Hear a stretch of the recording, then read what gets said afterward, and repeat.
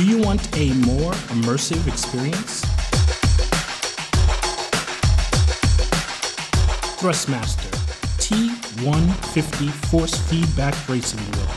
Official PS3 and PS4 licenses, and also PC compatible. Rubber coated wheel grips.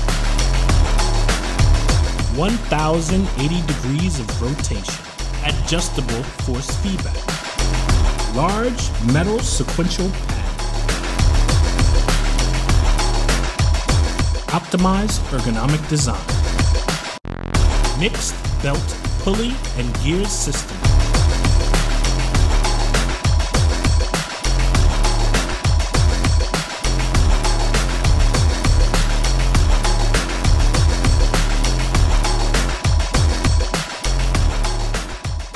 Thrustmaster. Enter into the real driving world.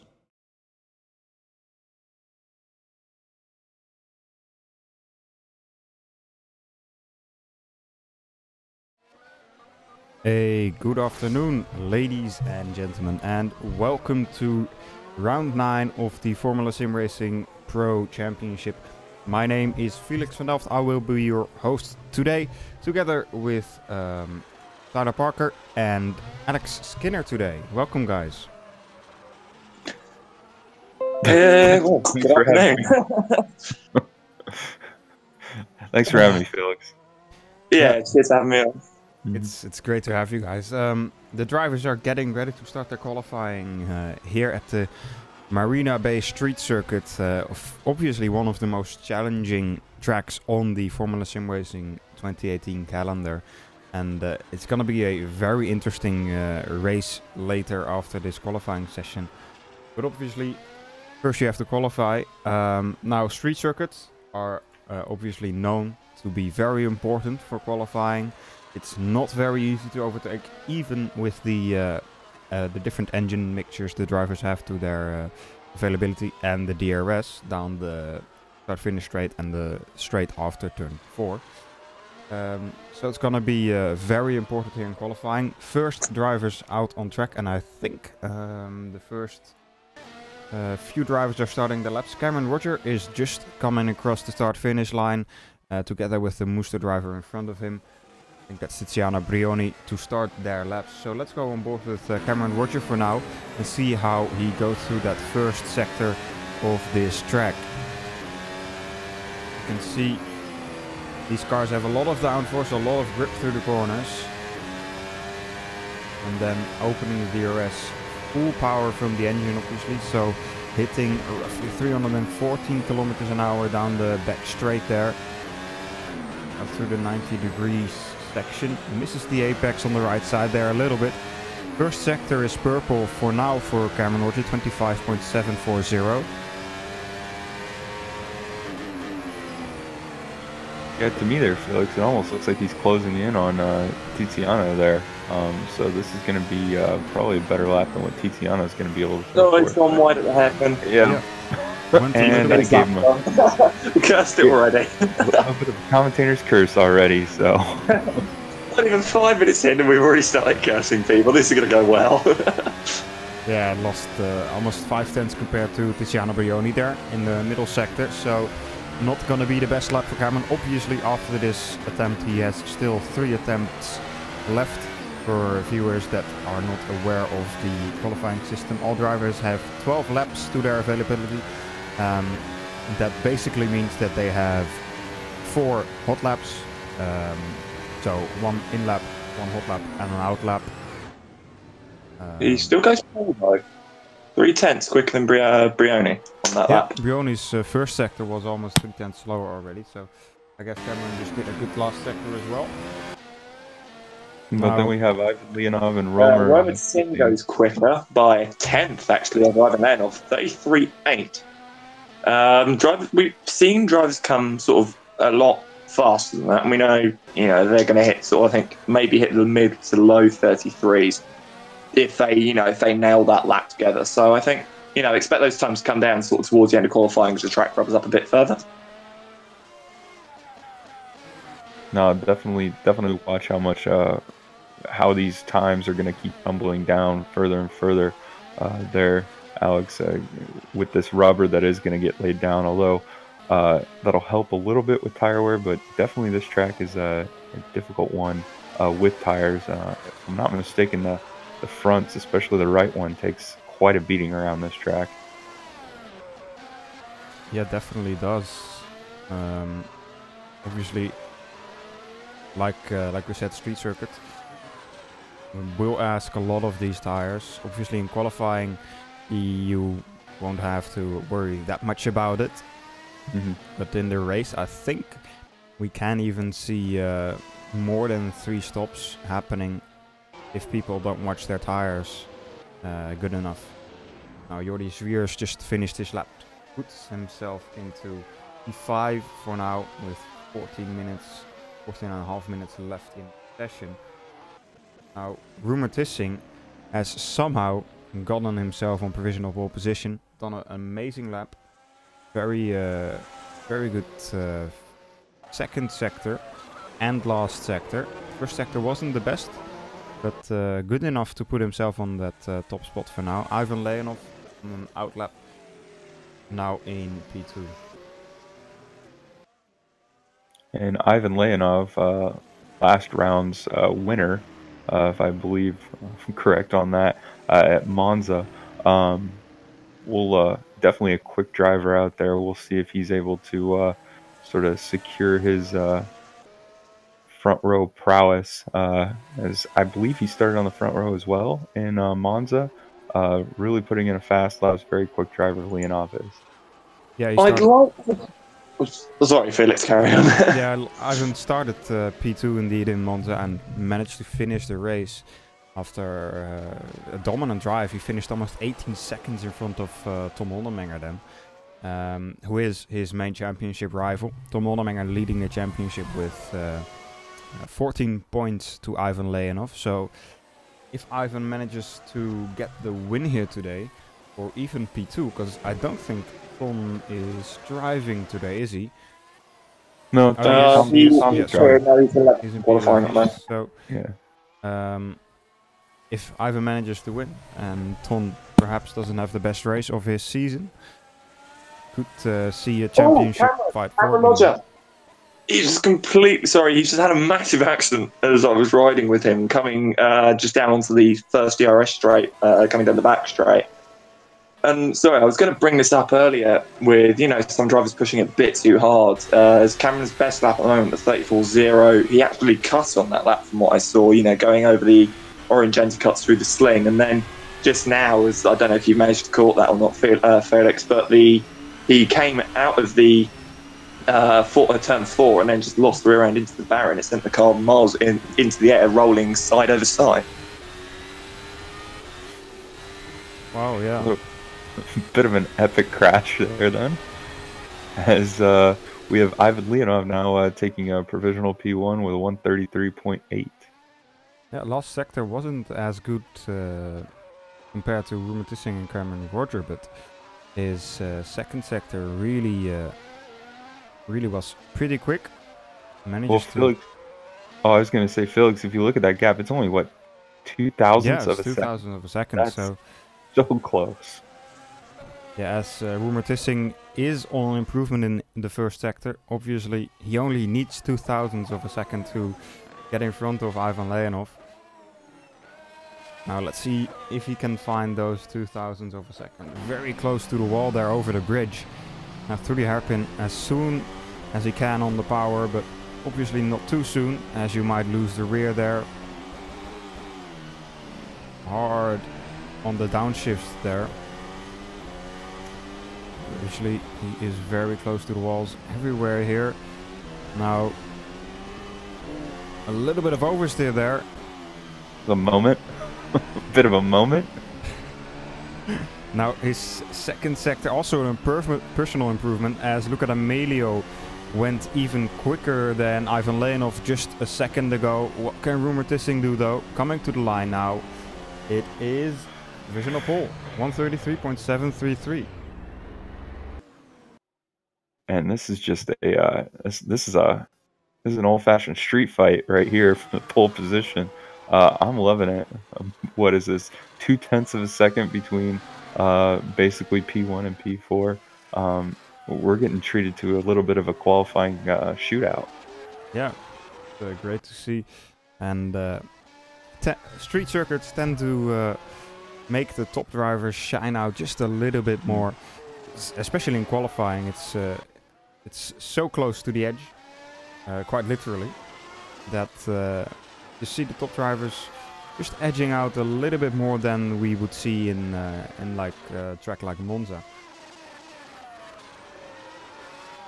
Yeah, I'm sure it places a premium, especially on the top drivers who are very good at being very precise about where they're placing their car control, and also being able to sort of read the grip levels in the tires to know when to push and when not to push. You know, the Armco basically surrounding this entire track, sure to bite you if you make a mistake. So.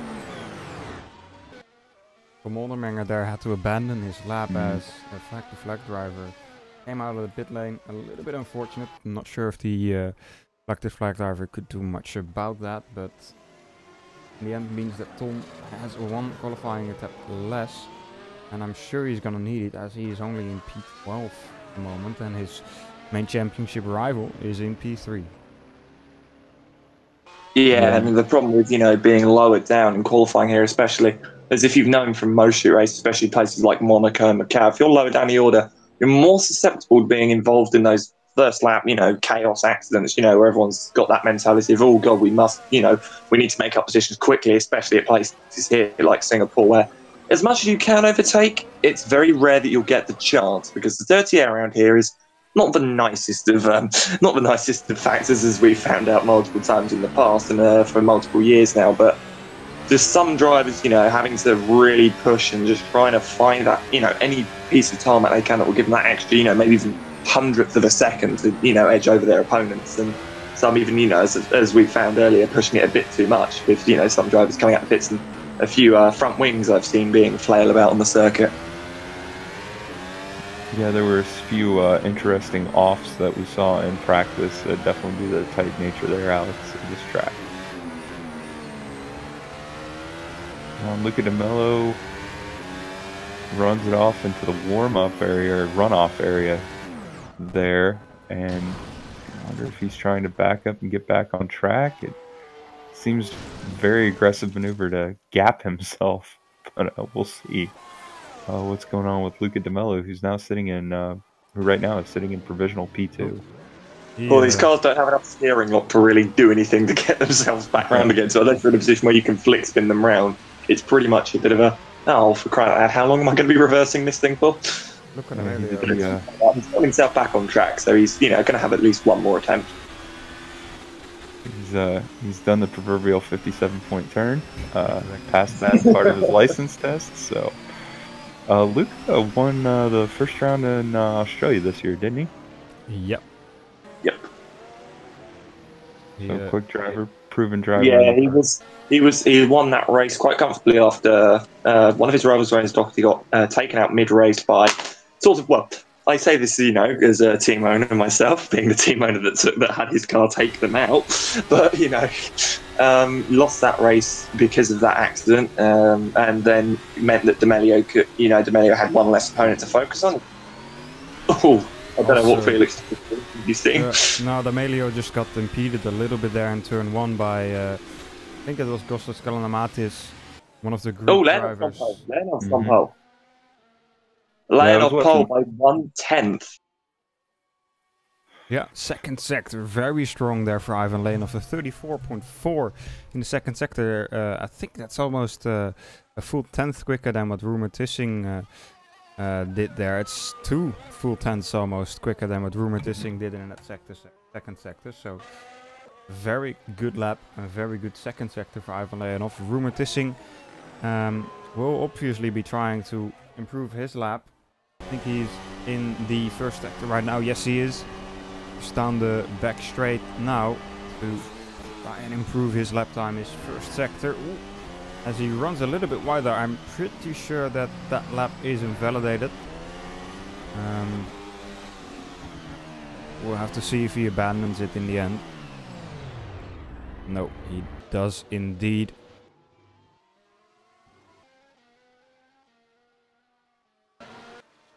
Just watching Marco Lupini on his lap at the moment, the ACR driver. You know, none of the ACR drivers really at the front at the moment in qualifying, which is something quite surprising. Obviously, Hal Pite is currently the highest ACR driver in 8th at the moment, so see if Marco Lupini can go any faster. He's just coming through what was the Singapore Sling, very much over the curb, nearly into the barrier on the outside. He comes into the hairpin, really pushing his car as hard as he can. You know, it's not one of the easiest circuits to get right in general, let alone when you're, you know, trying to push the car to the end of its limits. Looking pretty clean so far, so you know it's been a very good lap so far. So hopefully he can push that through the final sector.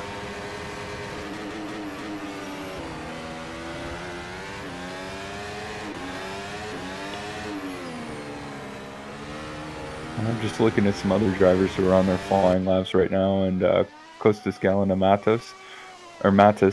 Oh, as he gets it all wrong on a straight there, and that will end this qualifying lap for Costas there. It looked like he was on a bit of a flyer to improve his position. Yeah, and an update on Lupini. No improvement on his lap. So stage P13, 134.7. So he's 1.2 seconds. Oh, sorry, 1.15 seconds off the pole time at the moment. So maybe ACR are going to have to shift their strategy a small bit and think of maybe a longer race plan, and you know, try and get track position later on in the race.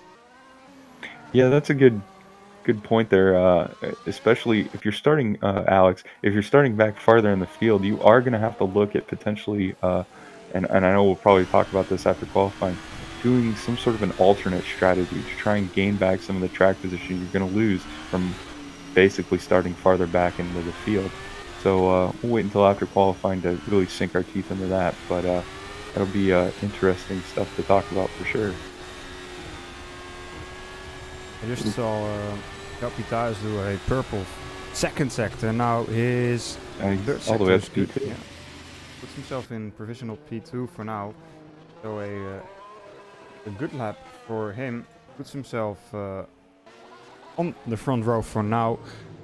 Most drivers have only one attempt left to try and improve their times, with just under 3 minutes left in this qualifying session.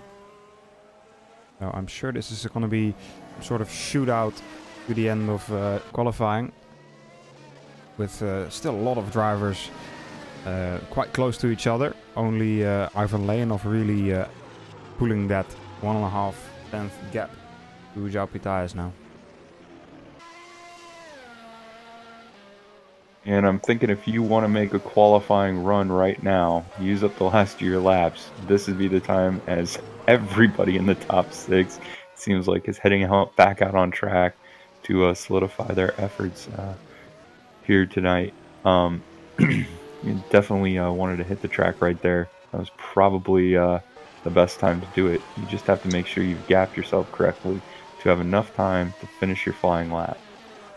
Yeah, I'm just looking at Luca D'Amelio at the moment. He's on his out lap. He's following, I think it's one of the Invictus cars. I'm not 100% sure. But he's now just slowing himself down, make sure he's gapping himself, because if you get stuck behind, you know, what could be a slower car, your lap is completely ruined because you're stuck in that dirty air. You want that most clean lap as possible. On, you know, on a more open circuit, it's not so bad because necessarily slower cars will maybe ban their laps to get out of your way, but especially here, everyone's, you know, needs that track position. No one's going to give you any room. So Luca D'Amelio is now going to come around the final corner to start his what is going to be his final qualifying lap here. Well, final couple of qualifying laps actually. He can get away with doing 2 consistently if he's lucky. Coming through turn 3, runs it right up to the white line. I was going to say, Alex, you hit on that really well. You don't want to have any of that dirty air because downforce is so important around these street circuits here. You really want to maximize the amount of optimal air, clean air that you have going over those diffusers and the front wings and rear wing to really maximize your ability to drive into the corners and carry the most amount of speed possible. And he's currently as you say about that, he's currently 2 tenths up on Ivan Leonov at the moment. So currently doing an amazing job as he comes through into what was the Singapore Sling. Over the curb, onto the bridge, gets very close to that right-hand wall, swings it right, chucks it left into the hairpin, back out as far as he dares on the right-hand side, trying not to hit that wall. Sector 2 tenths up on Ivan Leonov, so he really needs just to solidify this now. This final sector needs to be his. Under the Thrustmaster Bridge, into the left-hander, just about to come into the under the grandstand. This is when most drivers make the most crucial mistakes. He made it cleanly through there, using all of the track. Coming into the final couple of corners, penultimate corner now, runs it out as wide as possible. This is going to be very, very close for a pole lap. And he's done it, pole by 1/10 of a second on his do or die lap. And we have both Ivan Leonov now and Romer Tissing putting in their fast laps right now. And Romer Tissing is actually faster than D'Amelio there through the first sector. Yeah, Ivan Leonov and Rumer also very close to each other on track, I believe. Rumer just behind Ivan Leonov. Obviously, he has a good enough gap, so he doesn't have the dirty air from Leonov, but nice to see that they are close to each other and we can compare to them. Ivan Leonov had a good second sector, but not as good as Luca D'Amelio, and Rumer Tissing really didn't have the best second sector, so I don't think it's going to be enough for Rumer. Ivan, if he has the very good last sector here, perhaps he can do something. No, he abandons his lap even. Ivan Leonov, though. He does improve, yeah. I was going to say, Ivan Leonov, though, does complete his lap, and he pulls it basically within about a 10th of a second between Luca D'Amelio there. Tiziano Brioni, P4, Yao Pites in P5, Romer Tissing in P6, Francesco Morante in P7, Costas Gaunamantas in P8, and Jordi Spheres and Tom Oldenmenger rounding out the P9 and P10 positions for qualifying. So Tom, our points leader, was able to at least get up into the top 10, but probably not where he wants to be starting this race. Yeah, I think being 10th is even the worst position to be, because you can also not take advantage of using that harder tire to have the strategy advantage at the start of the race, because everybody in the top 10 has to start on the Ottersoft tire. And this race we have the Ultrasoft, the soft and the medium, so we skip the super soft. So if he were to be 11th, he probably could have done something in strategy. Now he has to start on the Ottersoft and kind of stuck with strategy decisions there. Anyway, we will go for a short break. After that, we can discuss all the strategies that are a possibility here for the pro race. We will be back in roughly 5 minutes time. So grab a cup of coffee and we will be right back.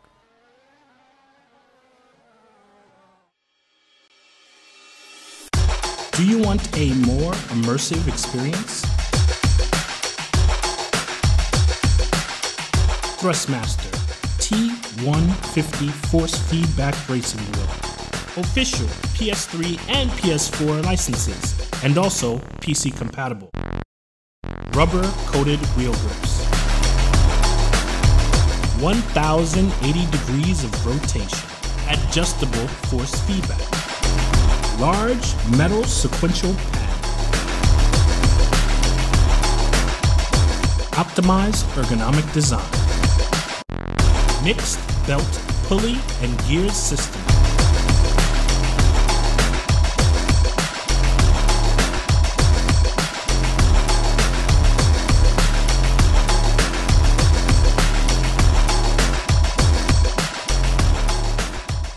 Thrustmaster. Enter into the real driving world.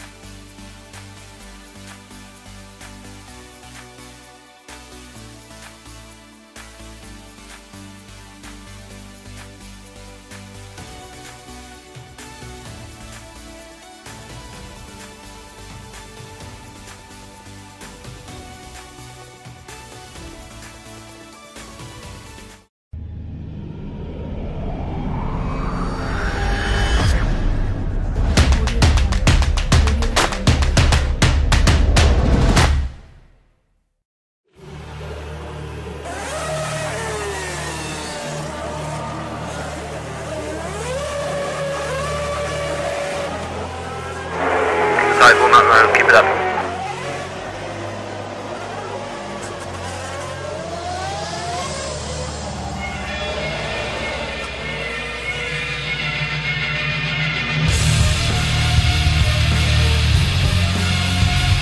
Whoa, great!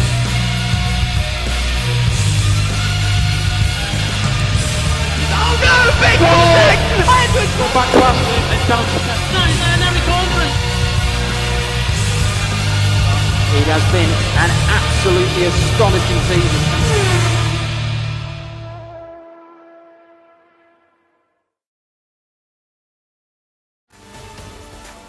Welcome back, ladies and gentlemen.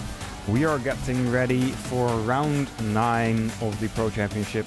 The race is going to start in just under 4 minutes time. So let's talk a little bit about strategy, guys. Now obviously, like we said in the qualifying already, just before the break, the tires available are the ultra soft, the soft and the medium tires. What do you guys think is gonna be the strategy here?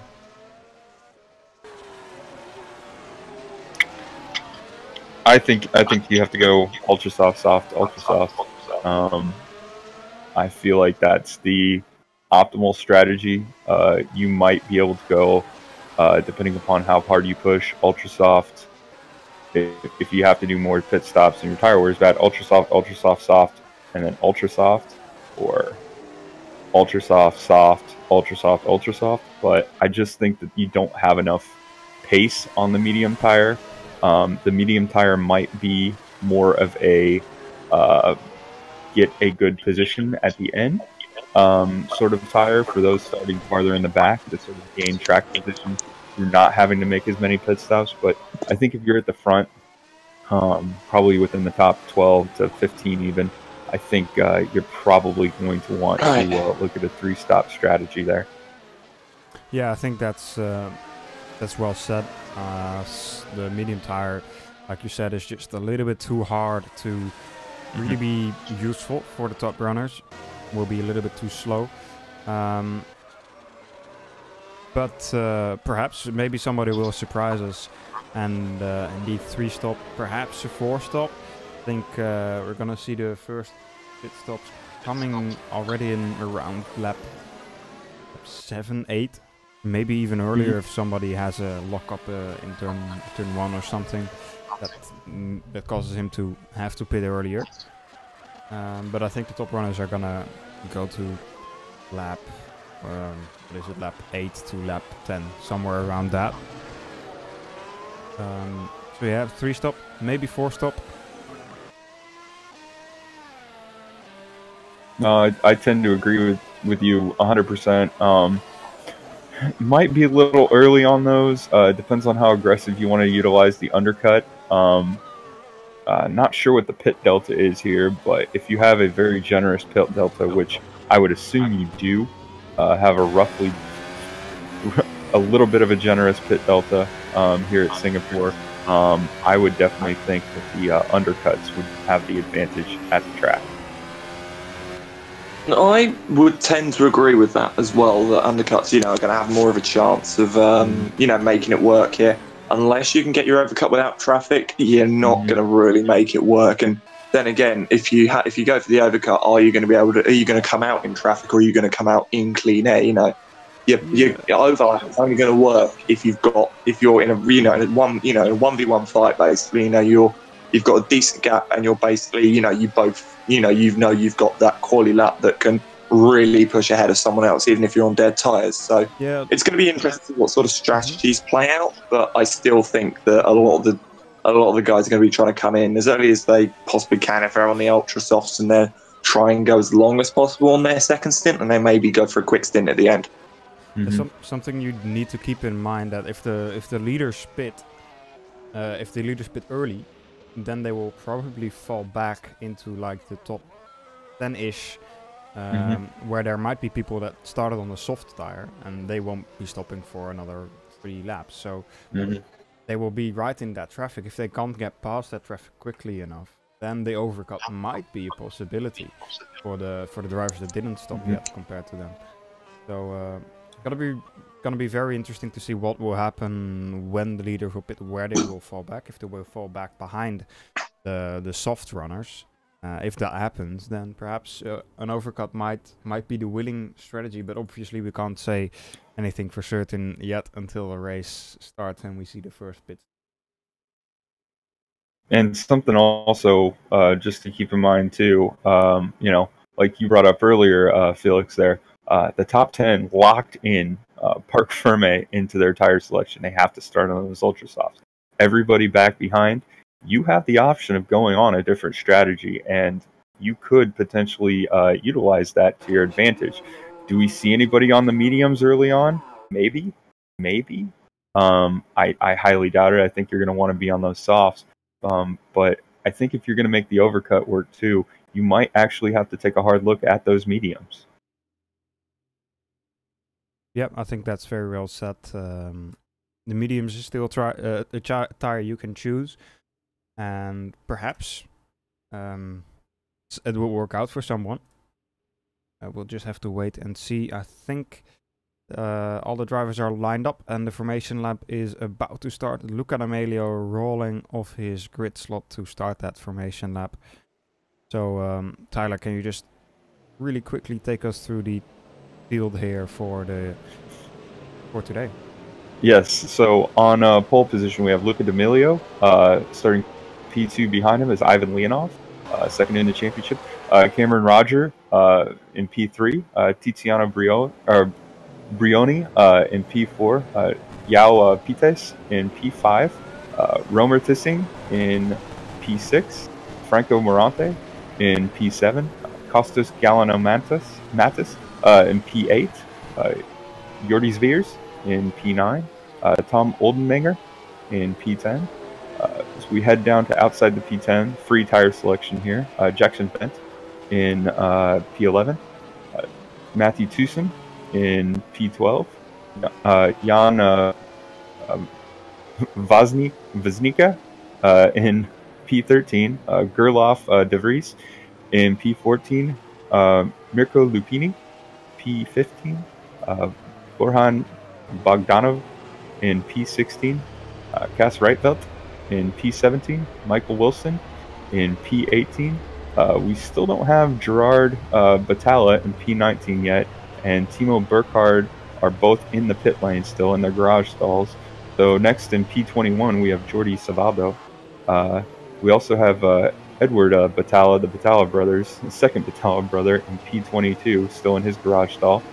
We have Thomas Lentz in P23, Mikhail Vicentovich in P24, Makis Karanatonis in P25, Sharjil Reyes in P26, Alistair Long in P27, both also still in their garage stalls, Claudio Cuno in P28, Thanos Kelampenkes in P29, and Balas Galar in P30, rounding out the back of the field. Yeah, I think it's a smart idea for these guys for some of those guys to be starting from the pit lane there. They, I think, will make up a good few positions on that first lap, mainly because of the fact we all know it's Singapore and we all know there's going to be a massive Turn 1 accident. It's pro, you know, it's more of a likelihood of an accident to happen, and you know, unlike in ASIM World Championship, you know, it's a bit less calm and collected into Turn 1. It's a bit more of a let's try and see how many places we can make up into Turn 1 and see where we can go from there sort of start. So some of those guys starting in the pit lane, I think, have made really good ideas, and they're all the guys that are sort of in the midfield to the back of the field. So they've really got nothing to lose anyway by starting in the pit lane.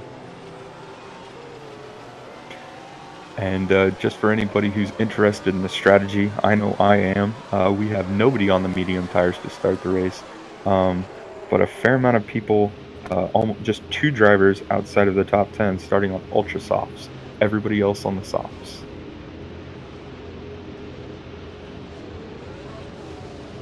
Ballas Galar just coming around the final corner, just the back of the grid now, sort of forming themselves up, ready to start this race.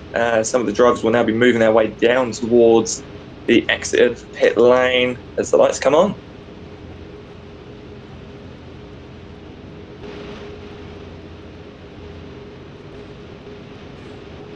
Lights are coming on.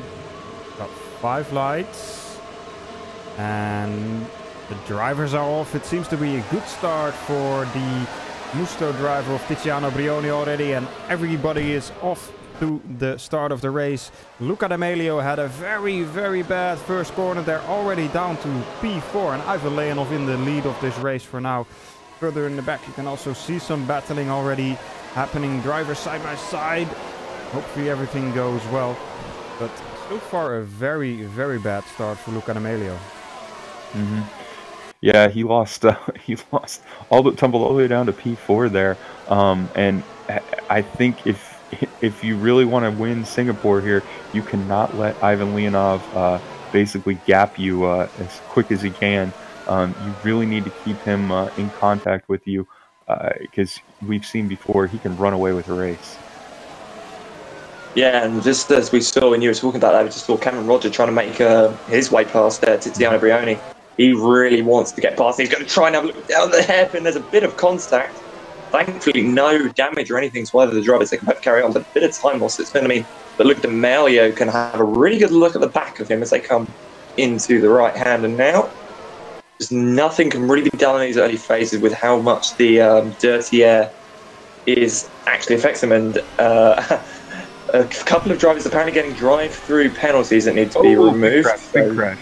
Big crash right in front of our points leader, Tom Oldeminger. Was involved. I believe that was that Jordi Savallo having to run off into the escape road, and Thanos Kalampakis.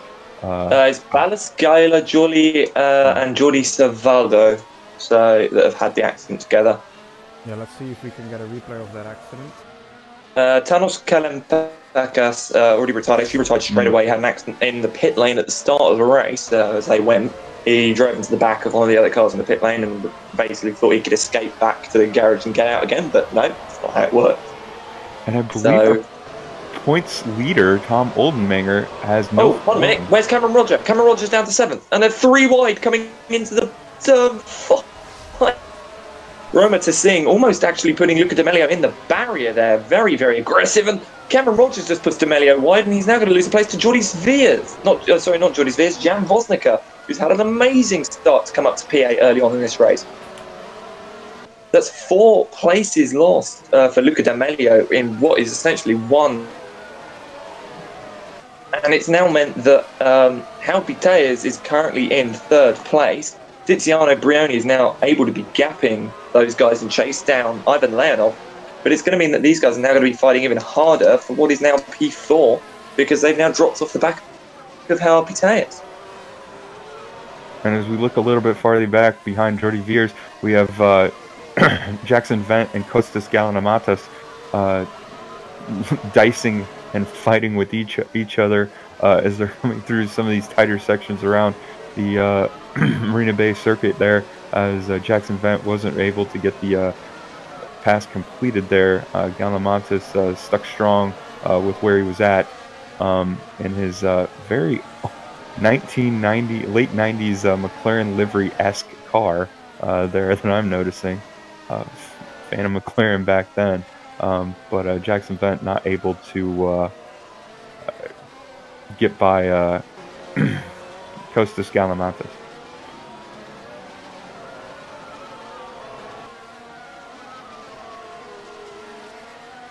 Oh, Luca D'Amelio's got suspension damage. I'm just looking. Luca D'Amelio's got some left-hand steering damage, so the left side of his car's not handling as good as he wanted it. So that's going to be a very big factor on his tyre wear for the rest of his race. As Jordi Sveers has also just gotten past Jan Vosnica. But I don't know where Luca's done that. I think I saw him go into the barrier maybe at the final corner because I was on board with Cameron. He sort of lagged off the side of my screen and then Cameron dodged left. So maybe Luca hit the barrier somewhere. Maybe. But that's now put Cameron Roger into P5. And our driver that started P7 today on the grid, Francesco Morante, maybe had a disconnection or something, listed as DNF, and won't be continuing the rest of the race there. But just bad luck for him, unfortunately. So I'm hoping the best next time out. And another thing, actually, as you say with disconnects and stuff, another thing you've got to worry about at this circuit is actually engine temperatures. This is a naturally hot track, and as much as the ambient temperature is only 29 degrees Celsius, it's still, it has that chance to get hotter, and it will start, the engines will start to cook, especially in the dirty air. So a lot of these drivers got to be really careful of how they use the boost modes, how they use everything else. As Ballast Galar's already in the pit lane. I think he's going a lap down, actually, so already one car a lap down, which is a shame to see so early on in Pro, but the chance of him climbing some positions are possible because this is Pro and anything is possible. As Cameron Rogers actually closing up to the back of Roma to Singh. He's got the DRS, and Roma hasn't, so he's going to close right up to the back of him coming towards the braking zone. Not going to be able to make a move work, but this is going to be a battle to look out for P4. As Jordi Sveers has actually gotten past Luca D'Amelio. So Luca D'Amelio is now fighting Jordi Sveers. Jordi must have done that on the DRS coming into turn 5, so pretty clean and simple move for the Dutchman on Luca. And now, that suspension damage is really hurting Luca. Luca's already dropped off by pretty much half a second, I think, off the back of Jordi, just within a couple of corners. So I think this might be a game, set, and match for Luca in terms of his race, finishing anywhere decently. Yeah, and an update, Galar has retired the car with suspension damage, but if we have a chance if things settle down here, it'd be interesting to take a look at what happened to Tom Oldenminger on the opening lap. He had some front wing damage, and he's all the way down in the last running position, at least P26 right now. So I would have to say it's probably looking like Ivan Leonov is going to be coming out of this race as the new Pro Championship leader. Again, it's Pro, anything can happen, but Tom Oldenminger is definitely going to have a high stack of pancakes to eat through to try and get to the P1 position today, or at least salvage some points. Yeah, I just had a look, or just having a look at the start of the first lap now, and indeed it's just looked like Tom Oldenminger had some sort of contact in the first corner, and you could see there also Luca D'Amelio just having a bad start in general, and Ivan Leonov taking the lead there. But let's go back to Luca D'Amelio, who I think is... He's just been overtaken. He's just been overtaken by Galen Matis. Easy move. He goes anymore, and there's just I think he's just easy pass on the DRS, came through turn 4, and Costas was just easily pulling up to the back of him, easily went straight past him, but DRS doing all the work, and as much as Luca tried to hold it, he just couldn't. He didn't have an answer for it. So Luca now drops down to P8, and he's probably going to drop down to P9 before too much longer. Does it look to you guys that Luca's car is maybe crabbing just slightly down the front stretch on the front left side? It's crabbing everywhere. He's got suspension damage on that car. As I pointed out, the steering is slightly hinted left, and that's just not helping his cornering or straight line at all. So that's probably where his straight line speed is being lost as well.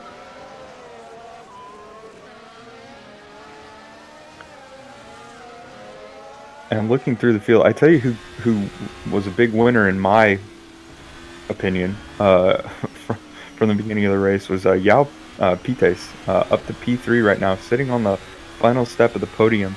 I think he was all the way down in P6 earlier on, just able to sort of get through whatever sort of melee handled Romer Tissing and Cameron Rogers and Luca D'Amelio, obviously, with his issues. But Yao Pites up there in P3. Strong showing for the ACR driver this evening.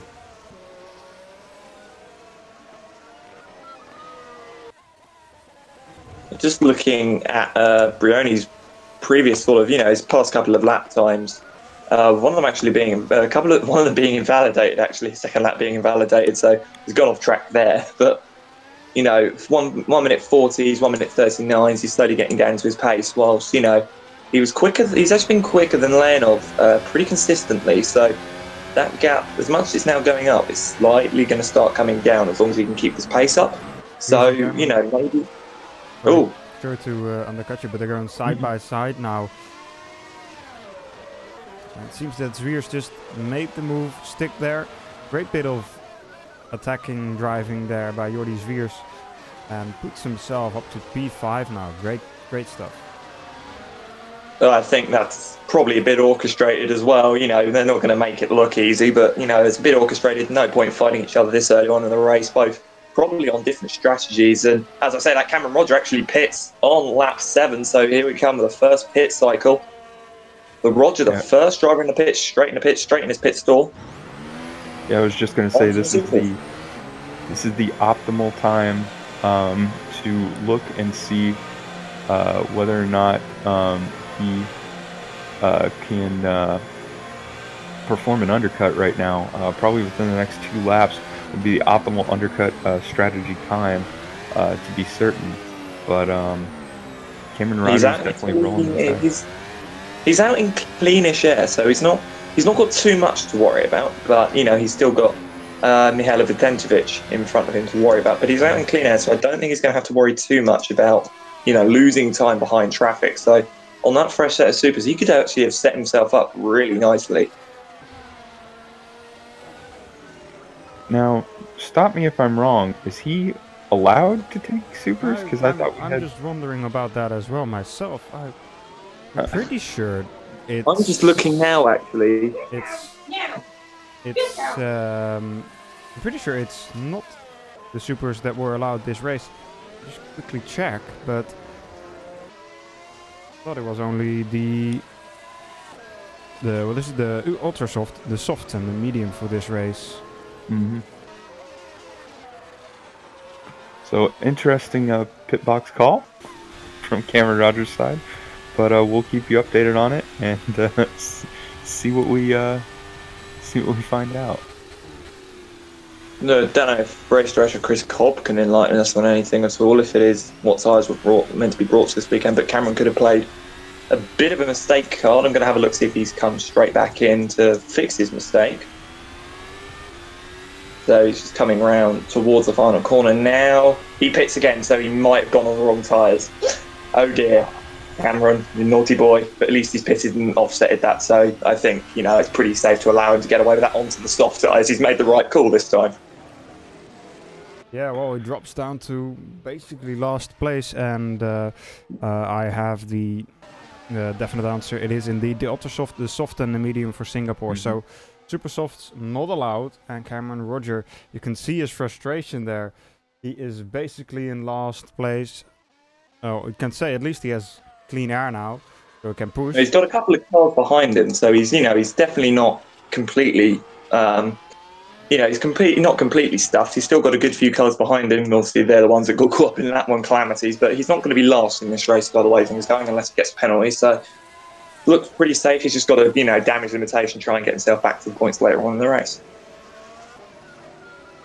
He is ahead of the points leader still right now, so he can take that to heart. Tom Oldenminger making a pass right now on Claudio Cunha, and Oldenminger starting his recovery drive. We'll see how far up he gets. I'm going to be keeping my eye on that to be certain, but I'm a little surprised we haven't seen more takers. I would think if you're going to be performing an undercut, Galilamatis in the pit. Kostas Galilamatis has come into the pit lane. Will he take the correct tyres? Yep, onto the soft tyres. So where's he going to come out in relation to the field? Is he going to come out in clean air? Cameron came out just behind the Lentz Vicentovic bike. So Michael Wilson goes through. Where is Thomas Lentz? There's Thomas Lentz. Is he going to come out in front of Thomas Lentz is the question. Going to be close. No, he's not. No, he's not. But he's out ahead of potentially. So he would have been out ahead of Cameron Roger had things gone his way. So Thomas Lentz on the soft. So Kostas is actually going to be able to follow Thomas Lentz for a while now. He's not going to have to worry about him being on a slower tyre. They're on the same tyres, except Kostas has got a bit fresher tyres at the moment. So that's all he's really got to worry about. But it's amazing to see how long these front guys are able to take these ultra softs. I'm at lap 9 of 46 currently. And we all thought they'd been on lap 7, but I had a feeling, you know, a small little private feeling that those guys would make those tyres last a fair bit longer. Well, I think they could probably take him an extra 2-3 laps maximum from maybe 8 or 9, lap 8 or 9. It's just whether or not you want to really utilize that undercut to your advantage and get into that clean air. It might be that the field isn't gapped enough just yet to really utilize that undercut. Brioni's in. Tiziano Brioni is in now from 2nd place, so this is actually pretty crucial, and so is Halpite. So 2nd and 3rd place on the road come in. It's going to promote Romet to Singh and Jordi Sveers to 2nd and 3rd. It's going to be a fight of the pit teams here. Who gets out of their pit box cleaner? Well, both of them get out at the exact same time, so I think Hal's actually made up a small bit of time there. So Tiziano Brioni is going to come out just in front of Lupini. It's going to be very, very close indeed. No one's going to lift off for either of them. Oh, no. Brioni is going to stay in front of Lupini. Oh, contact there between Bohan Bogdanov and Yao Pites, teammates. Naughty. Yeah, you shouldn't do that. Yao Pites, as he was coming out of the pit lane, came into contact with Bogdanov, and yeah, I don't think that was in the playbook.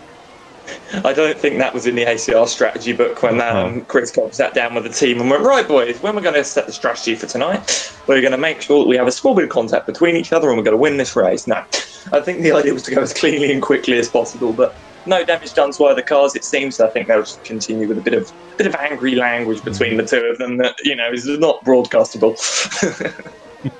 Jordi Sveers, by the way, is slowly but steadily catching up to Rumer Tissing now.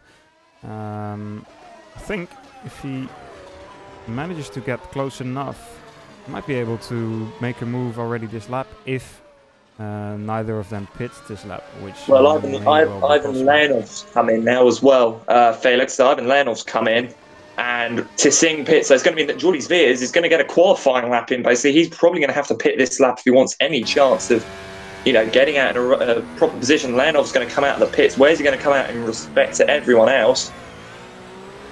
He's going to have absolutely clean track. He's got no one near him. Wow. Because Jackson Vent's only coming through turn 1, so the Ghost Speed driver is very much on the back of Leonov. This could be the thorn in Leonov's side if Jackson Vent gets anywhere near. I don't know if Jackson's actually pissed. I think he might have done. But I'm not. Softs. No, Jackson. His first stint. Yeah, Tucson's up to 4th. Brioni is in 6th. And he is behind Vent, Tucson, and De Vries. So he's got 3 cars between him and Ivan Leonov. But Leonov is going to have to be wasting his tyres, currently fighting Jackson Vent. Alpiteas is in front of Mirko Lupini. So he's not got to worry about that. Bohan Bogdanov is in front of Kasper Reitfeld at the moment. And not far from Alpiteas. Just trying to look for Roma to Singh, who is in 11th behind Kasper Reitfeld. So it's all down to how good Jordi Sveers' in-lap is this lap or next lap maybe. So this is basically effectively his version of hammer time. Got to get that car around this final sector as quick as possible. Make no mistakes, otherwise you're going to ruin your chances. Under the grandstand. Nice and smooth on the inputs. A bit of a wiggle coming out, but nothing unusual. Through Longwood corner. What's he going to do? He's going to come straight to the pit lanes. This is crunch time. Where will Sveers come out?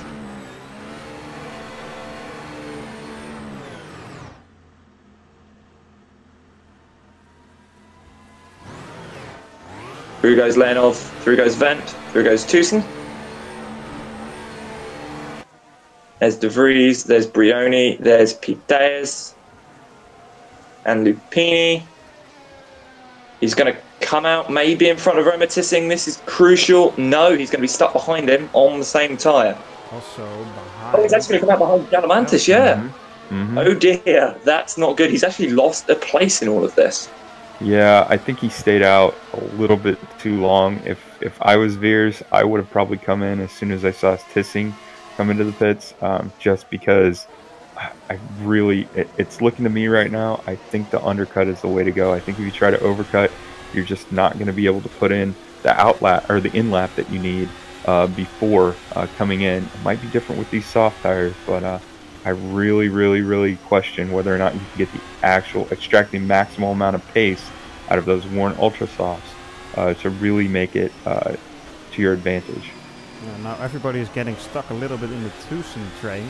Tiziano, Brioni and Jopi Tires, all very close to each other. I remember this behind Pitayas fight.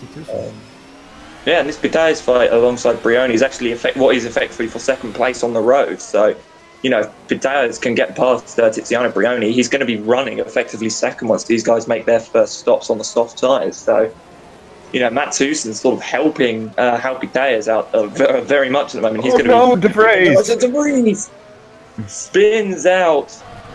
And he's going to spin right out in front of Bogdanov. Is everyone going to get through okay? Jordi Sveer's nearly ploughing into the back room. That's not a good idea, Jordi. That was a little bit of masterclass driving from Bogdanov, Tissing, Gallinemantis. How nobody hit De Vries when he spun that. I don't know. I don't know how anyone managed that either. That was absolutely, as you said, can't see a car on the outside there until you're midway through the corner, and by that point you've already committed. So you're either going to run extremely wide, or you've got to spin the rears up and get and hope and pray as Jordi Sveers has gone past Cas Rydveld, and this is going to be at the moment. Side by side, Remo Tissing there as well. Gallinemantis and Tissing run very wide indeed. Gallinemantis is going to hold it on the inside. Jordi Sveers is going to have a look now. It's going to be on the outside.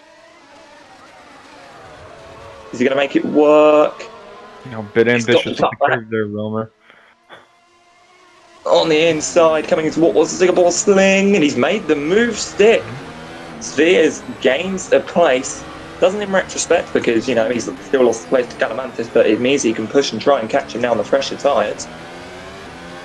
Cas Rydveld trying to have a look as well, but I think Cas got him all a bit confused there and all a bit held up if Felix has any idea what happened there on the replay. Yeah, I was trying to show a replay of the incident with Felix De Vries, but decided to switch back to the live action. Oh, De Vries just kind of spun it on his own. Yeah. Overcooked it coming out of the corner, and I saw the aftermath of it. Now, Tiziano Brioni is hounding the back of Matthew Tusson at the moment. Running over the curb at turns 1 and 2. Through turn 3, get the power down as soon as possible. He's a lot quicker than Tusson at this stage in the race. Cas Rydveld actually pits as well, so I think his soft tyres might be a bit done at the moment. If that's so, 13 laps on a set of soft tyres doesn't seem that promising to me. Here we go, Brioni up the inside of Matthew Tusson. DRS open, late braking, still side by side a little bit, but Tiziano makes the move stick. Pitayas the outside, he's made it through. Yeah, Pitayas is making the best of the opportunity he's given there by Matthew Tusson, just being a little bit slow out of that corner because he had to back out of that gap that closed because Tiziano got side by side with him. Let's not necessarily balk at Cas Rydveld's strategy just yet. That's, by some of the calculations I've run, that's probably the earliest you would want to come in for those soft tires, but he went on another pair of softs, so he's saving his fastest tires for when his car has the least amount of fuel and the track has the most amount of rubber built up on it. So we could see Cas Rydveld maybe get a little bit of a rocket ship at the end of this race. Oh yeah, he did qualify outside of the top 10. He wasn't, in any prime position to take anything on the first stint. So, going for a bit more of a conservative strategy. But I've got to mention now, Tiziano Brioni is right on the back of Jackson Venn. Jackson obviously coming to the end of his first soft stint now. Coming down the front straight, three-way fight for second place on track. Nothing going to be done into turn 1. Not an overtake spot. Mirko Lupini comes into the pit lane from P6 on track. These guys really pushing Jackson Venn, actually going a bit defensive coming into turn 4. Coming down the back straight now. Now, Hal Pitayas has got a very good slipstream, ducks to the inside of Tiziano Brioni, who also goes to the inside of Jackson Venn. On the brakes, there's contact between Venn and Pitayas, spins, almost half spins it, sorry. Oh no. And Tiziano Brioni has just got himself a car between him and his rival for second place. That is crucial. Yeah, it seemed that Zhao just had the overspeed on the straight, but decided to not make the move, backed out of it really, and then tried to go around the outside of Tiziano Brioni. But of course, Jackson Wendt was there as well, and just braked a little bit too late. Slight bit of contact and almost spun the car. Yeah, I wonder if Yao's going to be kicking himself a little bit, because it just seems like you had a perfect opportunity. You could have utilized the strategy that you had earlier in the race to pit Brioni for P2 and really sort of controlled the race and had him behind you on this tight circuit. Yao's going to really have to put in a lot of work to see if he can catch Brioni, because Brioni is already just checked out, as we have Jackson Wendt coming into the pits here right now for his first stop. Yep. So let's see where he'll be dropping down to.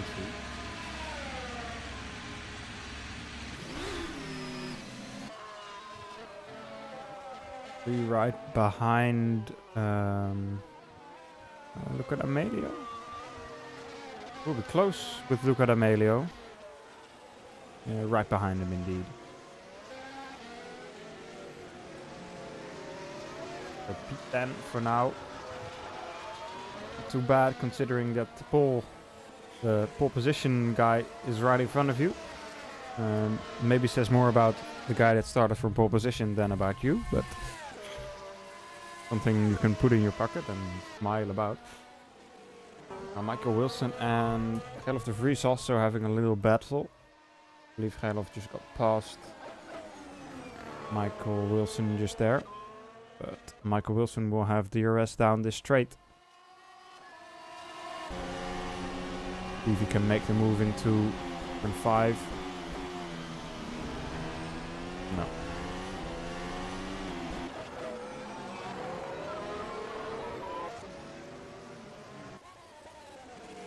And as I'm just looking through the field right now, how about Matthew Tucson?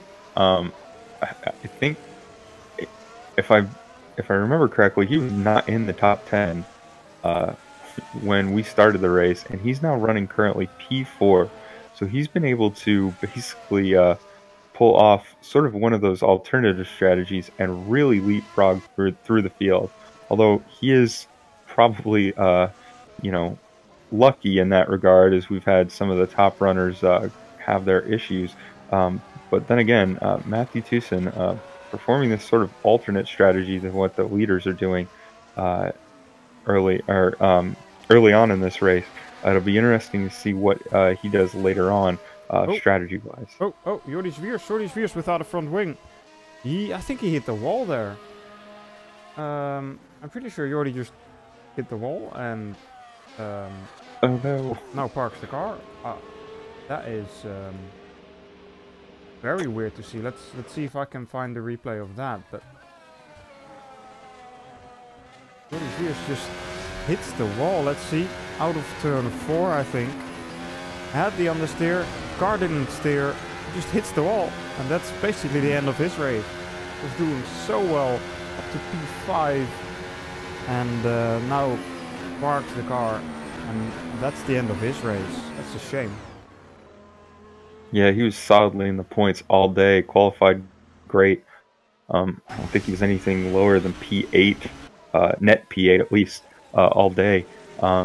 It's just tough to see, and hope him luck in the next round.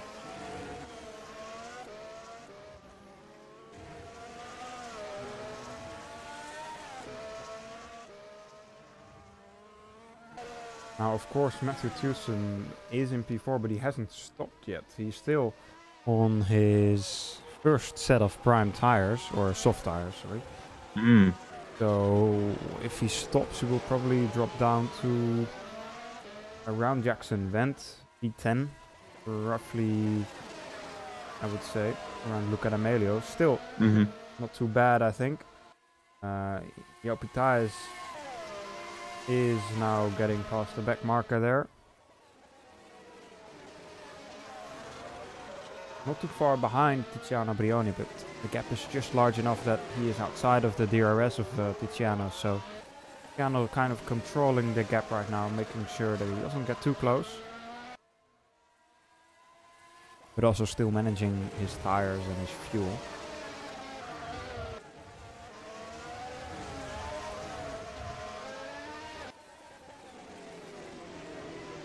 As I'm going to take a look at the front of the field, it just seems like Ivan Leonov right now is sort of having his own little race against himself. As Tiziano Brioni is about roughly 8.5 seconds back. Ivan Leonov just masterclassing right now, doing a great job of controlling the pace and the gap in this race. To be certain, we're probably going to need to see something out of the ordinary happen for any shakeup up top, probably within the top 2 to be certain. Although Yao Pites might be able to reel in Tiziano Brioni as he's just under a second, it seems like, right now behind Brioni. And Pites definitely a driver who can take advantage of that as Tucson into the pits. Yeah, I was just about to actually bring up Matthew Tucson, just saying how he was doing a really good job actually saving his tyres, you know, throughout the first stint. He's actually potentially going to gain a couple of places. Actually, no. Actually, something I've just noticed, after the whole first set of stops taken out, even after that extra pit stop, Cameron, Roger, is back into the top 10. Mm-hmm. And he's got a couple more cars in front of it. Well, he's actually, I think everyone else in front of him, excluding Jan Woznica, has got to pit. So I think Jan's the only person out of place at the moment. That is correct, Alex. He's been running roughly mid to upper 140s. Unless he came into the pit on lap 9, he's got a 154, but then he has followed that up with a 151. So he might have pitted on lap 9 with the rest of them to get off the ultra softs, if I'm not mistaken. So Jan could be in a very good place indeed, and also, you know, one of my ex-drivers, he's actually very, very quick indeed, and, you know, he does have the pace there when he needs it, and it's just a shame he's never really been able to show it. You know, it's Canada, he didn't have the best race, and then at Silverstone, he didn't have the best races again, but he's really showing his pace here. Obviously under drillers now, doing a great job there. But another thing I noticed is Brioni hasn't really gapped out Bidet as much, as Bidet actually seems to have closed him in a bit. Mm-hmm. Yeah, and I can confirm for you, Woznica did come in on lap 9, change off of ultra softs, so he's on his 9-lap softs right now. So he's actually committed a blinding strategy, man. Mm-hmm. So he's done an absolutely amazing job to keep himself out of trouble, and that's all you got to do. Just keep yourself out of trouble. You know, you don't necessarily have to be the quickest, but keep yourself out of trouble, and you're going to really do well in pro. And as Matthew Tucson actually has just gotten past Cameron Roger going down the front straight, as Cameron's coming into the pit lane. Yeah, Cameron's in the pit lane right now, and he's gone on to another set of softs. So interesting. So he must be doing a 5-stop then. Yeah, I would have. It would be a 4-stop if he hadn't have come in for another set of if he hadn't have gone on the wrong tyres. But Cameron's unusual 5-stop strategy has dropped him down to P13, just in front of his teammate Gerlof de Vries. The only way you can tell the difference between the two is the wing mirrors. Cameron's got blue, Gerlof's got red. Those two guys running nose to tail. With Luca D'Amelio with that suspension damage, he's running currently 8th behind Jackson Vent at the moment. So Jackson Vent just got past him. So Luca's still dropping like a stone. Slowly dropping like a stone. He's got Mirko Lupini now behind him. Hey, we saw the same thing happening in Spa, where Luca D'Amelio started from pole position and just dropped back further and further, and he eventually finished in P8 that race. At the moment, also in P8, so Luca D'Amelio and pole positions don't go well, it seems. Maybe he is Formula SimRacing's Esteban Gutierrez, you know, P8 man. Exactly. He's going to finish the same position as Costas Galanamatis comes into the pit lane again. Goes on to another set of soft tyres. Is he going to come out in front or behind of Cameron Roger is the question. There goes Kaz Reitfeld. Where is Cameron Roger? Well, he's nowhere near Costas. As Costas comes out the pit lane, Michael Wilson can only just see him. Michael Wilson is on the ultra soft tyres at the moment, so Michael's going to be going a bit quicker, but on vastly older tyres it will be at this point in the race. So Michael's going for a quicker middle stint and a sort of a slower other two stints, it seems. But, and I can't confirm if anybody wants to do the calculations at home. Pit delta here is roughly about 20 seconds, depending upon your pit stop. That's including your pit stop there. So a 2.5 second pit stop minus that is probably be about what, 18.5, or sorry, not 18.5, 18 to 17.5 pit delta. So if anybody wants to calculate their pit deltas at home, feel free. But just a update on our points leader for Pro. Tom Oldminger is sitting in P15, so he has been able to sort of claw his way back from being all the way back in P28 earlier in the race. Yes, Happy Days comes in from P3. He's going to go on to another set of softs. Going to come out of the pit lane. Jan Mosnica goes through into P4. So this is going to be a case of, okay, Tiziano, are you going to react, or are you going to stay out and potentially lose this? So this is ACR, not fighting with Ivan Leonov, not fighting with Jan Mosnica or Roma Tissing, sorry. He's fighting Tiziano. They know they can't win this race unless Ivan makes a huge mistake somewhere. So they're just fighting for second now. They're letting Ivan go. They're going to fight for second for the best of the rest, as we call it. So this is now the focus on Tiziano, the Thrustmaster Musto racing driver, coming down through into sector 3. Both of them pitted roughly around the same time as each other, so it should happen again this time around. Just about to come under the grandstand in this glorious circuit, Singapore. One of the more enjoyable circuits, in my opinion. As most people would now have vast hatred of me for saying that, but it is one of those circuits that it does challenge you as a driver to get it absolutely right. And Tiziano Brioni stays out. So interesting. Game on. Interesting. I'm going to be comparing lap times right now as Tiziano and a 140.8. Tissing stays out as well. And Tissing stays out as well, so maybe Roma Tissing is fighting him. Now, Happy Days has been helped out vastly by Jan Woznica getting out of Hal's way, because Happy Days is now up to P4, Jan Woznica down to P5. So I think Jan helping the ACR driver out a small bit by letting him go, not compromising either of their races. And I think that was a smart move, because not only does it mean that Jan loses less time, it also means that Hal doesn't have to worry about fighting him and losing time himself. So this is going to be very, very close when it comes around, when Tiziano pits. And as I say that, Lupini is about to get past Luca D'Amelio to the inside, turn 5, and job done. So Luca D'Amelio down to P8 again, Mika Lupini up to P7.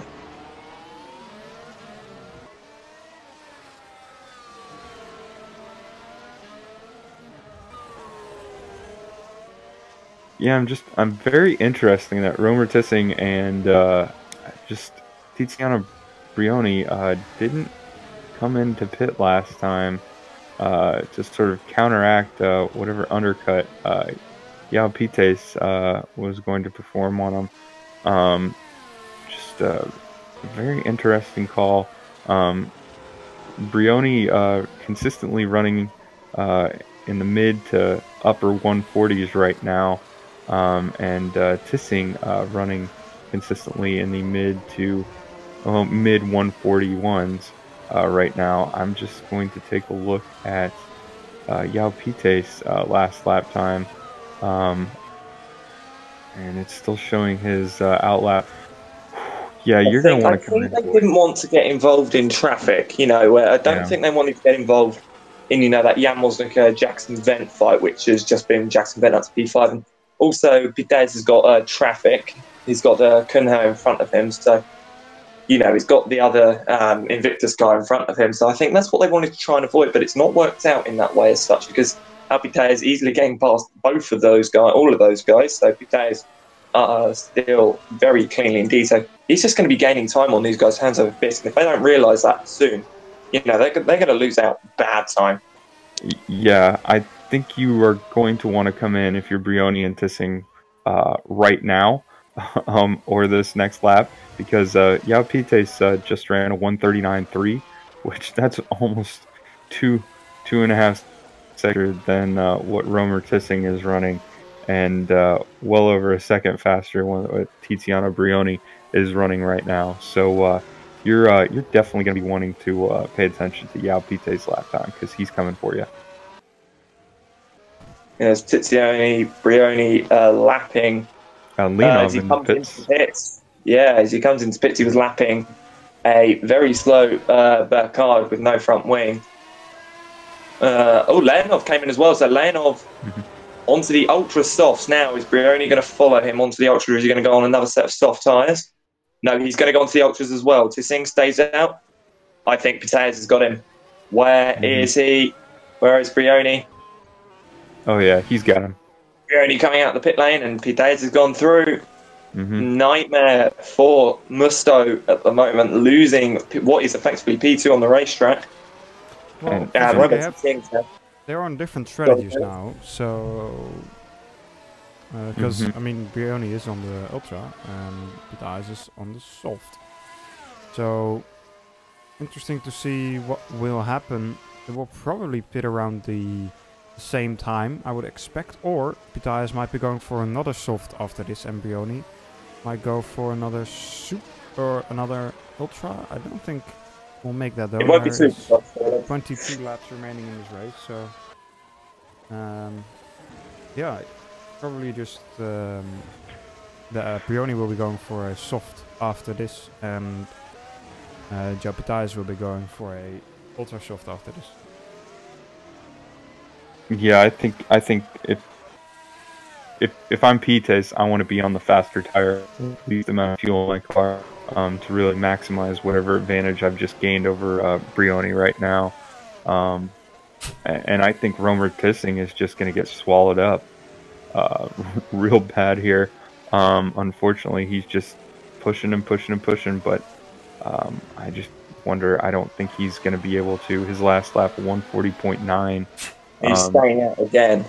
He's trying to follow, and this is the only time I think this whole race that he's seeing the back of Ivan Leonov since the start of the race. So, you know, I think he's relishing the fact that he's able to see the back of the leader for, you know, at least some point in this race. But he's currently, you know, with his lap times, yeah, he's really struggling. He's actually, Happy Days is only just coming through turn 3 now. So he's going to be seeing the back of Romer Tissing, and so is Tiziano Brioni. So, you know, I think Tissing might actually even lose, you know, a podium spot at the end of this, because, well, we will lose a podium spot, but might even lose P4 to maybe even Jackson Vent or Jackson Vent, because, you know, Vent, as much as he's on a different strategy, he's going a lot quicker, and with the pit delta, Tissing's going to lose a lot of time. Indeed, yeah, I would put Romer Tissing right now, unless he's able to increase his pace, somewhere coming out around P6 by Mirko Lupini. As Gerloff, Cameron Rogers' teammate Gerloff, De Vries into the pits after his early issues, and go ahead and put Tom Oldenminger up to P14 right now. So the slow climb continues. Yeah, a lot of cars just weren't out of sync, but, you know, with Jan Mosika being sort of the benchmark that Tom Ullman doing at the moment, he's following him. Jan's looking at going a bit higher in this race, so, you know, depending on what Tom's strategy is, he could really benefit from anything at the moment. But, you know, Cameron Roger currently fighting Luca D'Amelio, so that's going to be another position gain for Cameron on track, because Luca's not really able to put up much of a fight with the suspension damage that he's got going on. Coming through, he's actually nearly close to the back of Cav Rightford as well, and the last time that happened we had a bit of an accident between two drivers, so hopefully this time we can get through cleanly. As D'Amelio really trying to defend. There's Michael Wilson in the Breslin car. First time we've spoken about him all race. He's pretty close up to these guys as well. He's got Jan Mosika chasing him though. But as we look, Cameron Roger to the inside of Luca D'Amelio coming to the final corner. As Luca D'Amelio and Cas Rifeld pit, so Cameron getting very lucky. I think Luca D'Amelio hit the inside of the pit wall there on the entry, so Timo Burkhardt also is out of this race with suspension damage, so only 19 cars remain and only 18 on the lead lap.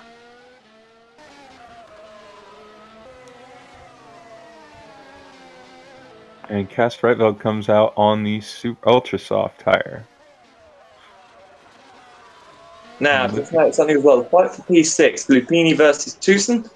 Tucson's got his teammate ahead of Lupini, so whether Lupini will, never mind, he's gotten straight out of the way. I was like, is he going to make this a bit harder for Mark? No, he's actually going to make it harder for Tucson to get by.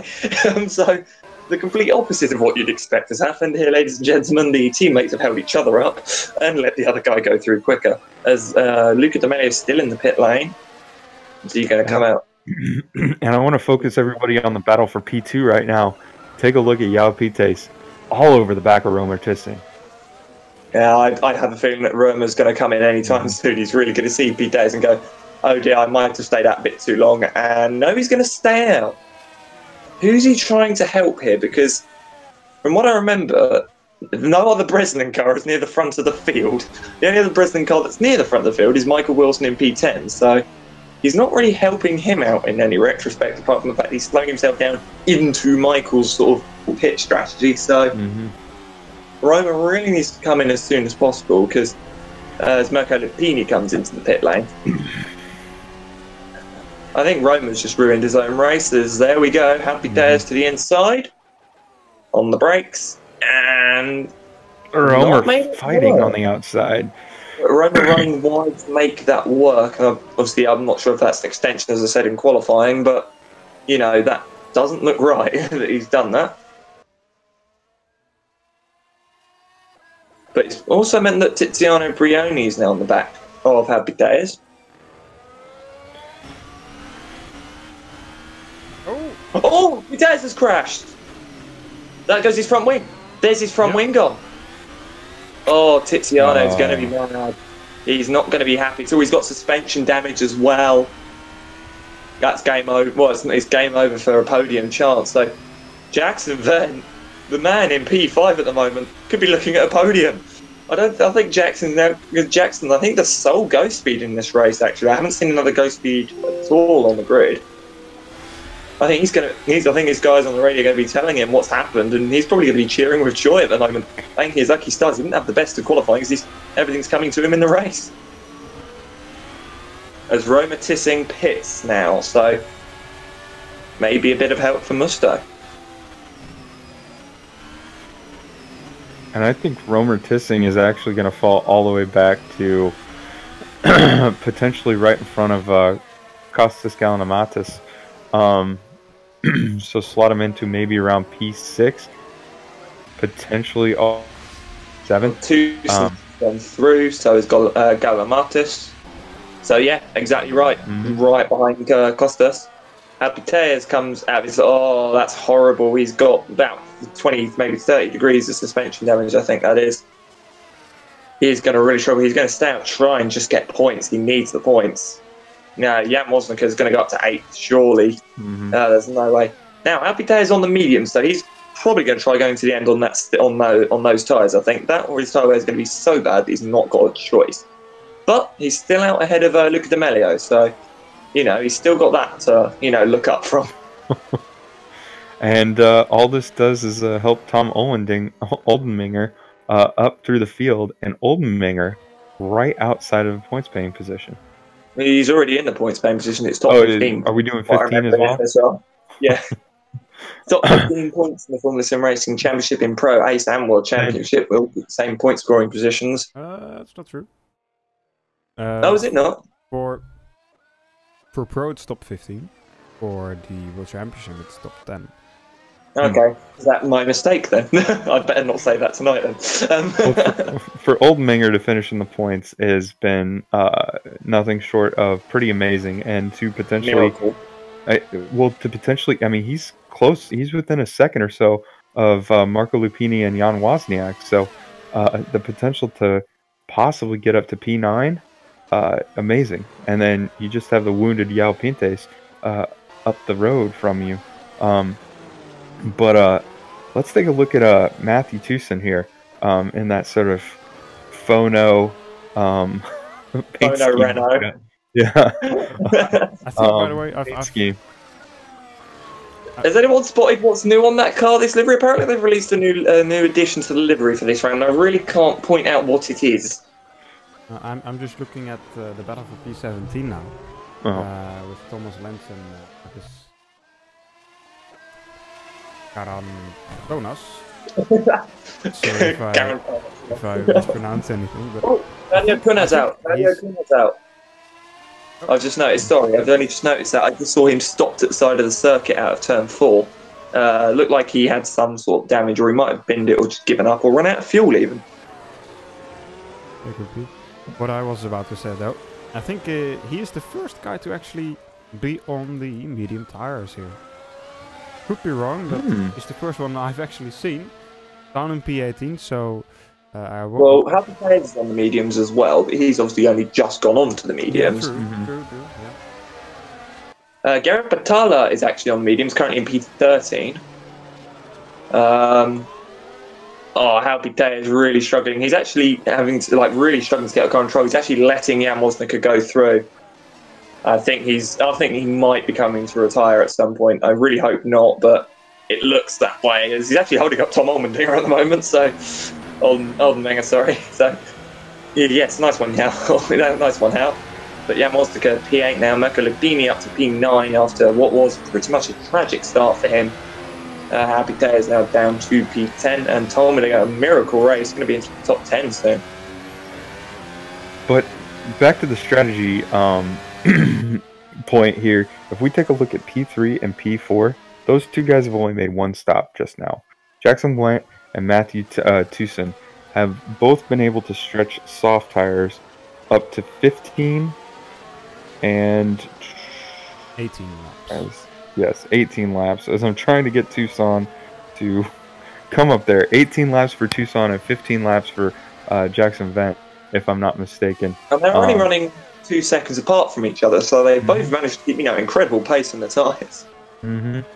But this could be interesting. Now, do I think that there's almost a 16-second gap from Tizio Brioni all the way back to Jackson Vent there in P3? Do I think that they're going to challenge for a win or even a higher podium position than P3? No.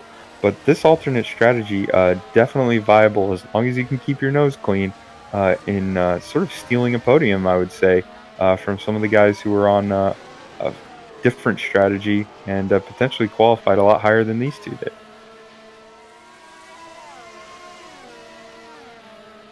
Just, as you said about that, Jan Woznica might have made a mistake or something. He's sorry, it's just my timing going up, but Lipini obviously closing on him. But what do you say about that? Kostas Galinamartis is closing up on those guys as well. And he's not been on those tyres, or he's been on those tyres for a fair while now as Rema Tissing's closing up. And so is Cameron Roger, the man who has done an extra pit stop compared to everybody. Is currently running in P7. He just wanted to do some tire testing on the super softs here for next year, maybe. So he wanted to do a single lap, an installation lap on the tyres. Maybe get them warmed up for later on. As Tom Oldenmenger comes in and out of his pit box on another set of soft tyres. Where's he going to come out? I don't see. There's Gerlof de Vries. He's actually going to come out in front of Gerlof de Vries, I feel. No, Gerlof is going to pip him in the corner. Yep. Almost, so 15th. So Tom is confirmed in the points as long as he doesn't crash out. Happy Day is down to 11th. Yes, the main fight we've got at the moment, as I see Tiziano Brioni's coming up to traffic. The main fight we've got going on really is between Vent, Tucson, Galinamartis, Tissing, and maybe Cameron Roger if he can close up. And as Felix pointed out earlier too, Gerard Batalla there, I guess purposefully going onto the mediums for strategy-wise sake. Purposely going onto the mediums. Hanging strong though in P12, so I'm going to keep my eye on him and see if he sort of comes through the field. I can't think he's going to come through the field much. I think his maximum would be somewhere around maybe P8, P9 maximum is how far up the field he would be able to come. But trying to make this medium tire hold on potentially to the end of the race. We will see. Hopefully he's got some pretty good tire wear going on, or pretty low tire wear going on at least. But Battala definitely working that alternate strategy work. Yeah, and I'm just having a look still at that fight for what is P3 on the road at the moment, and Tucson getting really close down the back straight and really making, you know, use of the tyre life that he's got compared to Vent at the moment. As it comes to Singapore Sling, Matt seems to have that smoother line through there. It seems to work better, but then Vent seems to just gap him on the throttle. So maybe Vent just squaring off those corners, you know, getting the traction out of the corners. It's a bit more useful around here, squaring off corners, and it's a very good defensive tactic if you can make it work. Costas Galamatis has got the Roma to Sing behind him as well, so that's the fight for 5th. But I can definitely see Tucson trying to have a go this lap if he can keep his, you know, his first couple of corners clean. Always Vent makes a small mistake coming under the grandstand. Tucson right on the back of him now. This could be a move into turn 1 if he's lucky. Coming on the throttle, and Vent comes into the pit lane. Tucson needs to set a storming lap. Galamatis comes in as well, and so does Cameron Roger. So these guys are all fighting the same piece of tarmac. Oh, and Cameron and Costas have got the same pit box. That is more bad luck for Cameron Roger. Well, maybe the first incident wasn't bad luck, just a mistake from his side, but usually you can't do much about having a shared pit box with somebody that is not your teammate. An unintentional double stack. Terrible. Yeah. Terrible to have, but unfortunately with rFactor 2 you just can't get pit boxes is what you want. As we have Gerard Battala in on those medium tires, we'll see what he goes on to next. I'm assuming it'd be a set of softs. Instead of softs or ultras, if you can make the ultras last, but I assume, yeah, it would be softs coming into that final stint now. And yeah, closing into yeah, Tom Almendinger down the inside of Gerlof de Vries. No, not going to work because he's going to go around the inside. Contact between the two. Oh dear. Tom Alderman bumps his way through the bump and run. He's going to let Gerlof back through. Yeah, he's led him back through.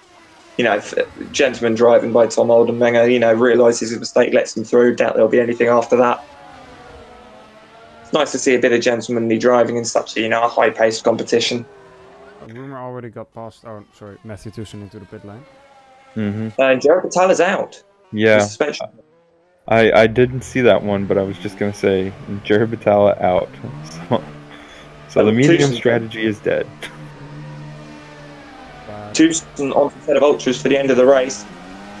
He's going to come out, I think, in P7. Yeah, behind Jackson Vent for sure.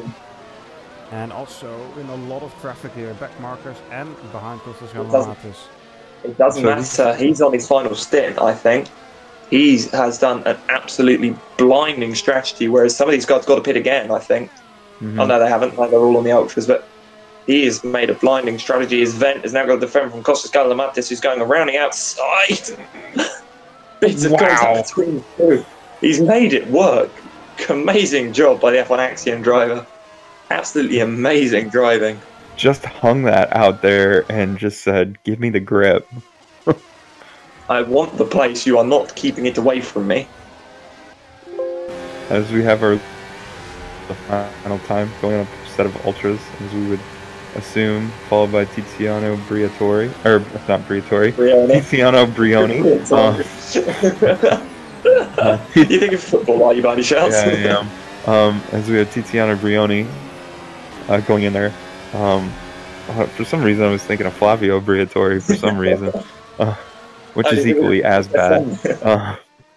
But Brioni coming out of the pits, still hanging on to P2. I don't know, Felix, you want to take us on a rundown through the field as we have about, what, 10 laps left? Yeah, obviously Ivan Leonov, he's leading this race quite comfortably. 11 and a half seconds in front of Tiziano Brioni. Then it's Rumored Tissing, Mirko Lupini. Costas Galamatis is still fighting hard with Mirko Lupini for that P4. Perhaps if he can get past Mirko Lupini, he might be able to challenge Rumored Tissing for the podium position. Then Jackson Wendt in P6 with Tucson right behind him. Jan Woznica in P8 with Kazer Rietveld right behind him. And then P10 Joop Pitaes with Cameron Roger right behind him. So there's quite a bit of battling going on here in the last. You might want to change your order around a bit, Felix. You might want to change your order a bit because Costas Galamatis has just gotten past Mirko Lupini for P4, so already within about 5 seconds of you reading the order, it's changed. Well, now Mirko Lupini under pressure from Jackson Wendt, so Wendt doing a great job, you know, to push himself straight back up the field again. I wonder how old Lupini's tires are, because it seems like he's just getting no acceleration out of the corner, no drive. Jackson Wendt, Mirko Lupini. Jackson Wendt just went for it on the inside there. Makes the move stick. Nice job. Bit of a Ricardo S dive bomb that looked like from my end. And it seems to me, checking the data, it looks like Lupini has not yet gone on to a set of Ultra Softs yet. So, which he's got to do, so he's going to come in very shortly. E.g. this lap. He was coming in. He's just losing so much time being on. He knew we were talking about him, decided to come in and ruin our talk completely. Well, he's just losing so much. Right, come in as well. He's just losing so much time to those guys who are on those fresher Ultra Softs as he goes on to the required second compound as well. But just losing so much time to those guys ahead. I think it was time. He probably should have came in the lap before. But guys just trying to extend that tire life a little bit longer. I think it's better to sort of do the undercut and save that last stint for where you have to sort of make up those laps that you're losing on the undercut. Make it hard for people to pass you on the last laps rather than extend the stint during the middle portion where you don't really have as much, I guess, ground to argue while I was defending my position as hard as I could. Yeah, just having a look down the order a bit further. Obviously, Pitaes P8 with that ginormous suspension damage still. You know, and Mirko Lupini out in front of Luca D'Amelio. So Luca D'Amelio, I think, is going to finish as highest finish he can get is probably P10. Mirko Lupini could finish as high as P9 if you can catch Pitaes. Cameron Roger is not that far ahead of Pitaes either. So, you know, a small bit of fighting going on, but that fight for P11 between Woznica and Rietveld is very, very close indeed. I think Woznica is going to catch D'Amelio. He's just come into the pits. He has those Ultra Softs on. I think he's going to reel in Luca D'Amelio and relegate Luca D'Amelio to possibly, relegate him to P11. But then I think D'Amelio might fall all the way down as far as P12. Hold on a minute. Oh no, I was about to say Jackson Wendt got some sort of suspension damage, but it was just him going through a bit of a tight corner of the track and the RF2 system. It looked like he had a bit of suspension damage on his wheel for a moment. I thought, where's he hit the barrier? But no, he's currently running fine, and you know, as you said about catching Luca D'Amelio, he's doing that hand over fist at the moment. You can see him already going down the DRS straight. I mean, it's turn 5. Luca D'Amelio's time is up in the top 10, and he's going to drop outside of it. He's probably even going to drop probably as low as low as P14 potentially, because Michael Wilson and Tom Oldenmenger are very close indeed.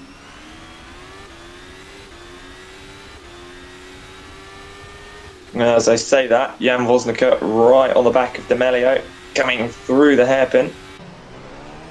Jan on pretty much fresh ultras, Luca on pretty much aging softs.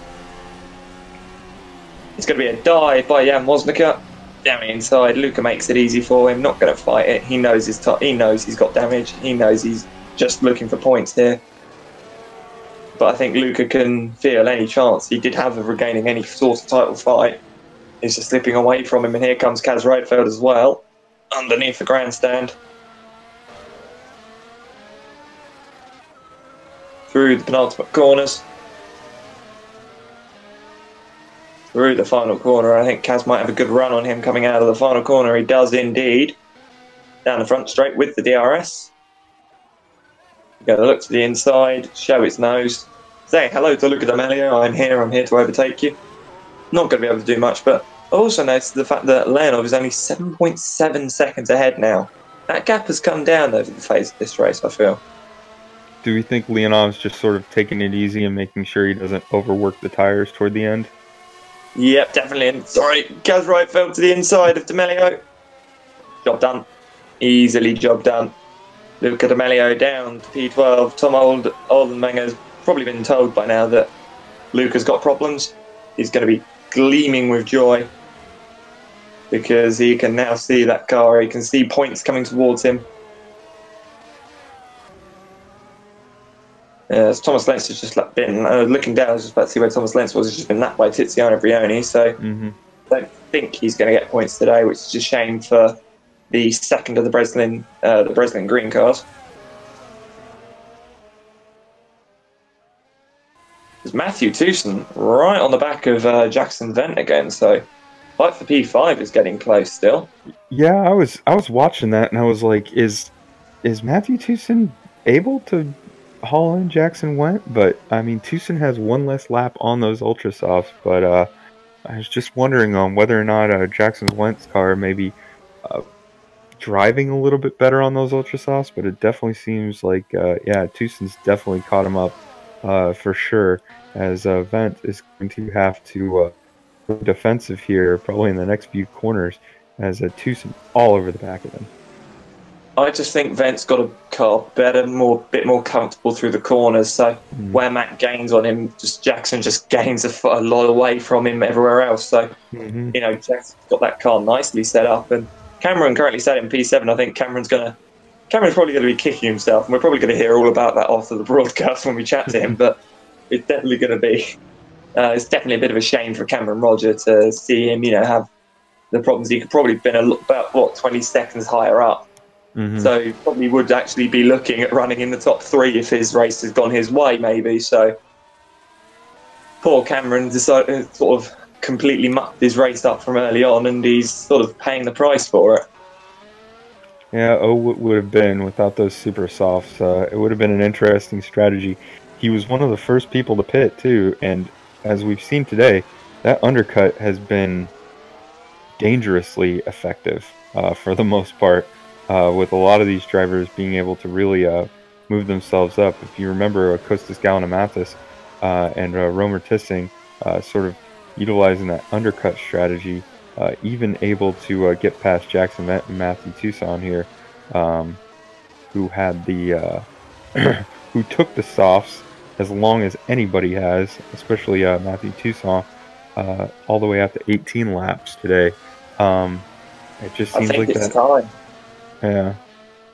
Here we go. Tucson looking to the outside of Jackson Vent. Through left hand, there's a bit of contact on my end. That probably was a bit of a lag. Down the inside. Oh no, there's contact there. And there's a crash. And he flips him. He's on his side. He's in the air. Oh my. Oh my. Tucson's let him by. Fair play, yeah. As much as, you know, a lot of people don't have much respect for Matt, he does let people through when he knows he's made a mistake like that. So, you know, fair play to Matt Tucson. Jackson Went, does he have any damage from that? Because he did get up in the air a bit and did have a bit of a hard whack on his side pod. So, no damage though. So, normal service resumed, but he has let Cameron Roger close up. So, Cameron, top 5, anyone? Just gave Jackson a quick roll down the straightaway. So. Oh, Tom Oldenminger, his engine's gone. And you said it earlier, there, Alex, that your engine does take a beating. There's no real long straight for these engines to cool down. So, Alex, a little bit of a late race commentary curse come true. It's that one feature of Singapore that everyone, even in real life, everyone has to worry about. It's the engine temps. If it's not going to be if you're not going to crash, you've got to worry about your engine temps. And you know whether Tom's just run out of fuel, because that comes up as engine as well, or whether he's actually blown the engine on the downshift. You know, need to have a look. But that is such a shame because he's not even going to score points. You know, he'd be in 90% distance, but I think he'd be classified. But I don't. But you know, he's outside of the points. It's going to mean that Thomas Lentz is actually going to get a point. So I've sort of cursed and gifted someone some points at the same time. But Ivan Leonov, you know, 4.5 laps to go. You know, he's about to get off to 3, so 13th place he's about to lap. He's been absolutely dominant in that gap. 5.7 seconds now. The traffic hasn't really helped. So if Ivan's backing off, he might want to get on it soon. Otherwise, he's going to lose. You know, he may lose the lead.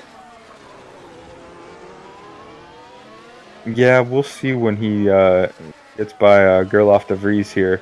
Whether or not he can. Cameron Rogers gotten past Venn, and so has Tucson. Somewhere, I think there might have been contact again because Cameron is very close to the back of Tucson.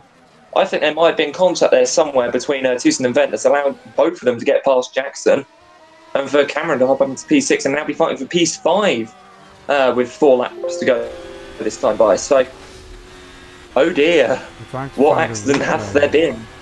Yeah, I was about to say, it's going to be early on in the lap. I think it might have been coming down to turn 5 again. Turn 1, Matt Tucson up the inside, and there's no contact. Oh! Let's scroll it back, as it wasn't really obvious there. Jackson went on the curb, went too much on the power, I think, and spun the car around in turn 1. Oh dear. He hit the curb, he just went too early on the power, and lost the car there. So Jackson's going to be kicking now. Cameron Rogers is very...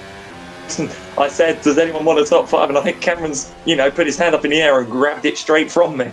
Because here we go, down the back straight on the DRS. The Invictus car does not have the top speed at all to compare with the flag to flag, but he's not going to make the move. Cameron on the harder compound of tyre, of course, so he's not got the grip through the corners, but he is very much quicker than Matthew Tucson, as we found out in qualifying. So Cameron is going to be very much looking at the back of that Invictus and going, how long does it take for me to get past Tucson? How long does it take? And I think he's going to be going, hopefully not long at all. As they're coming through towards the Singapore Sling.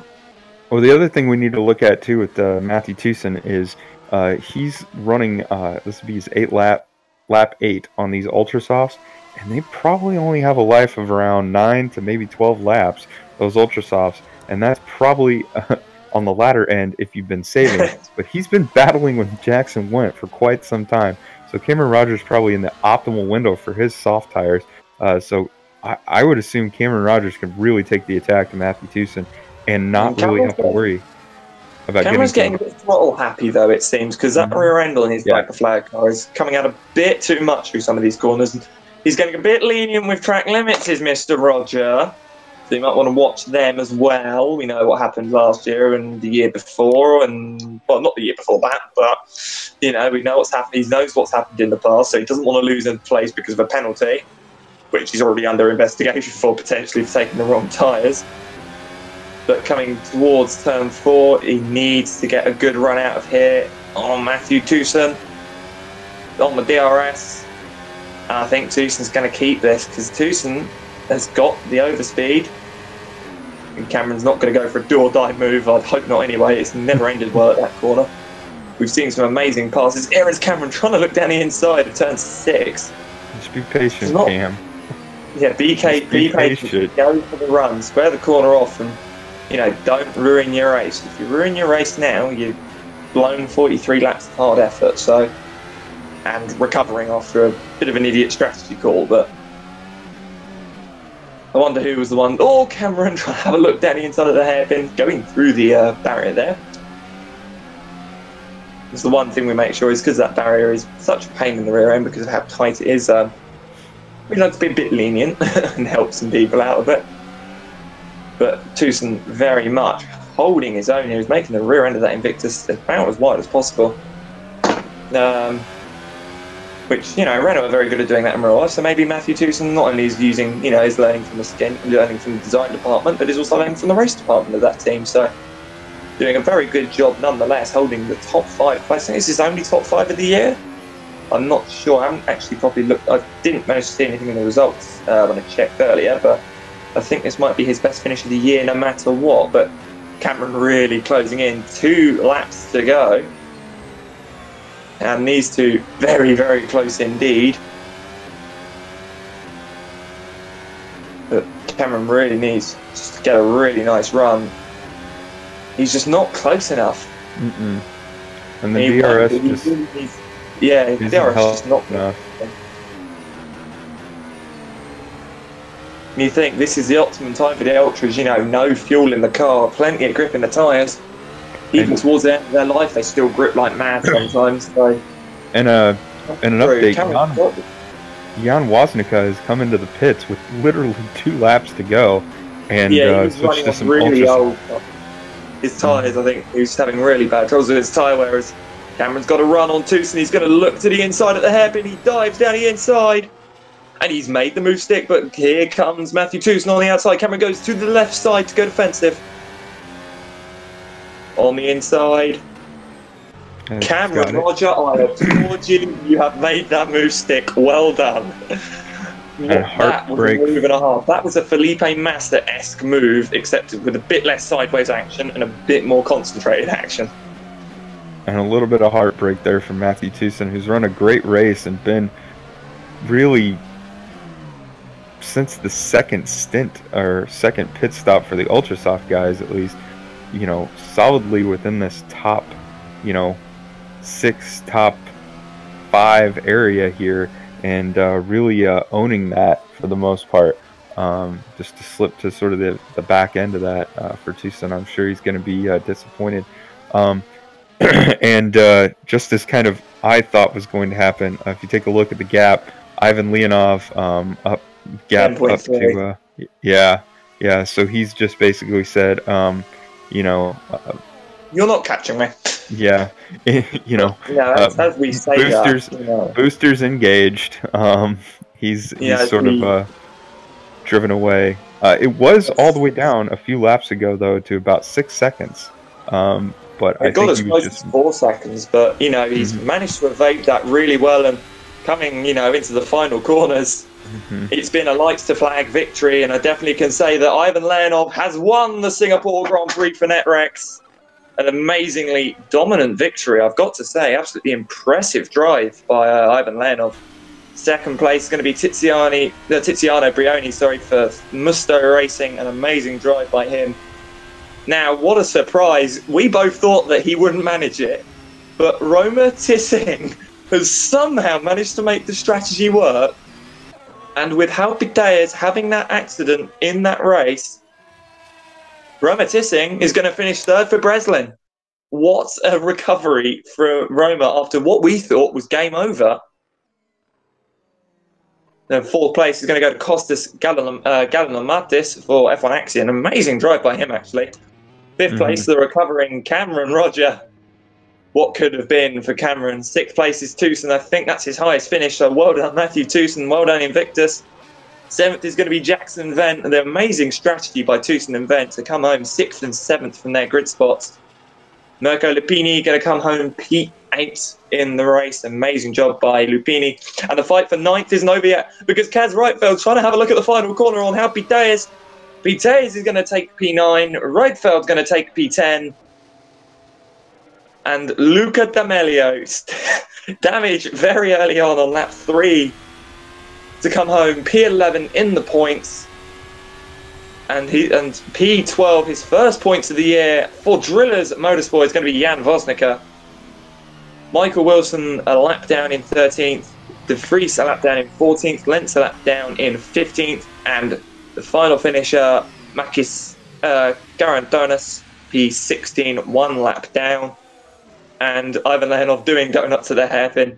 But your retirees from this race were Tom Oldenmenger, the big one, the championship leader of this race, the championship leader, sorry, coming into this race out with an engine problem.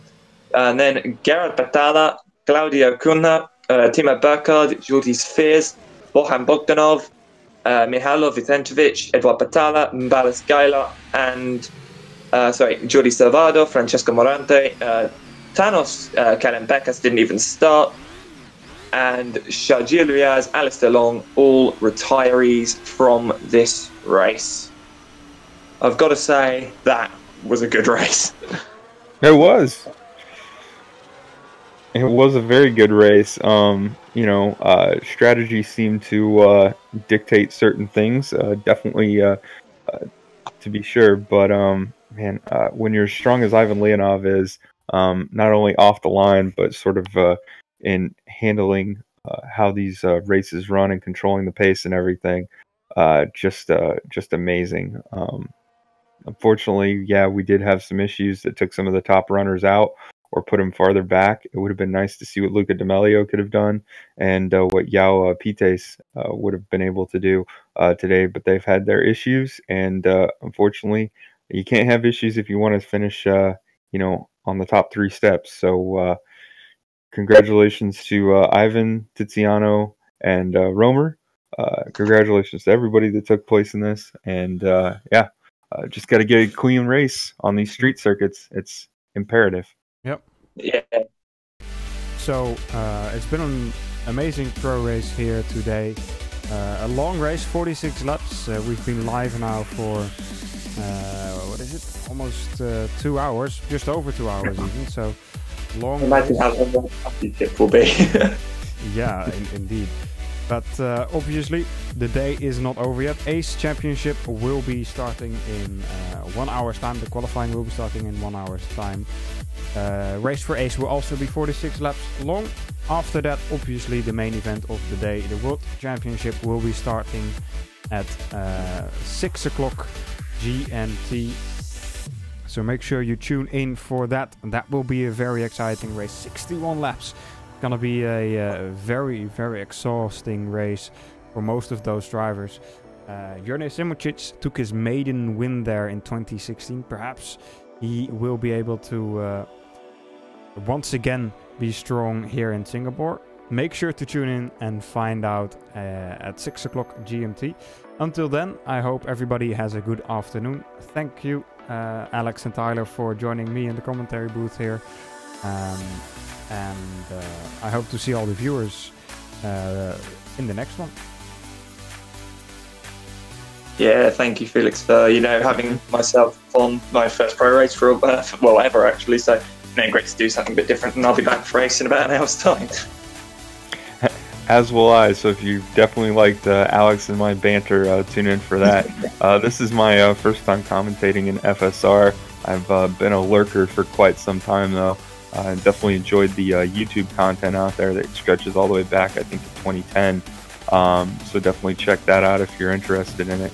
But I can say this much, it's been fun, and the quality of racing has been superb. So I'm just excited for the Ace race.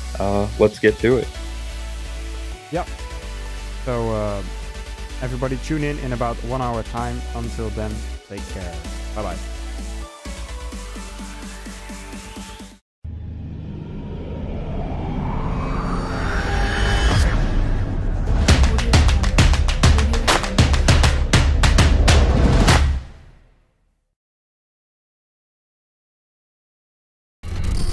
Hey man, I got that new TMX Thrustmaster wheel. It's going down. Xbox One? I can't wait to play when I get home. You'll let me play? Yeah, I mean, after I play first. I'll race it for it. Well, I have it handy.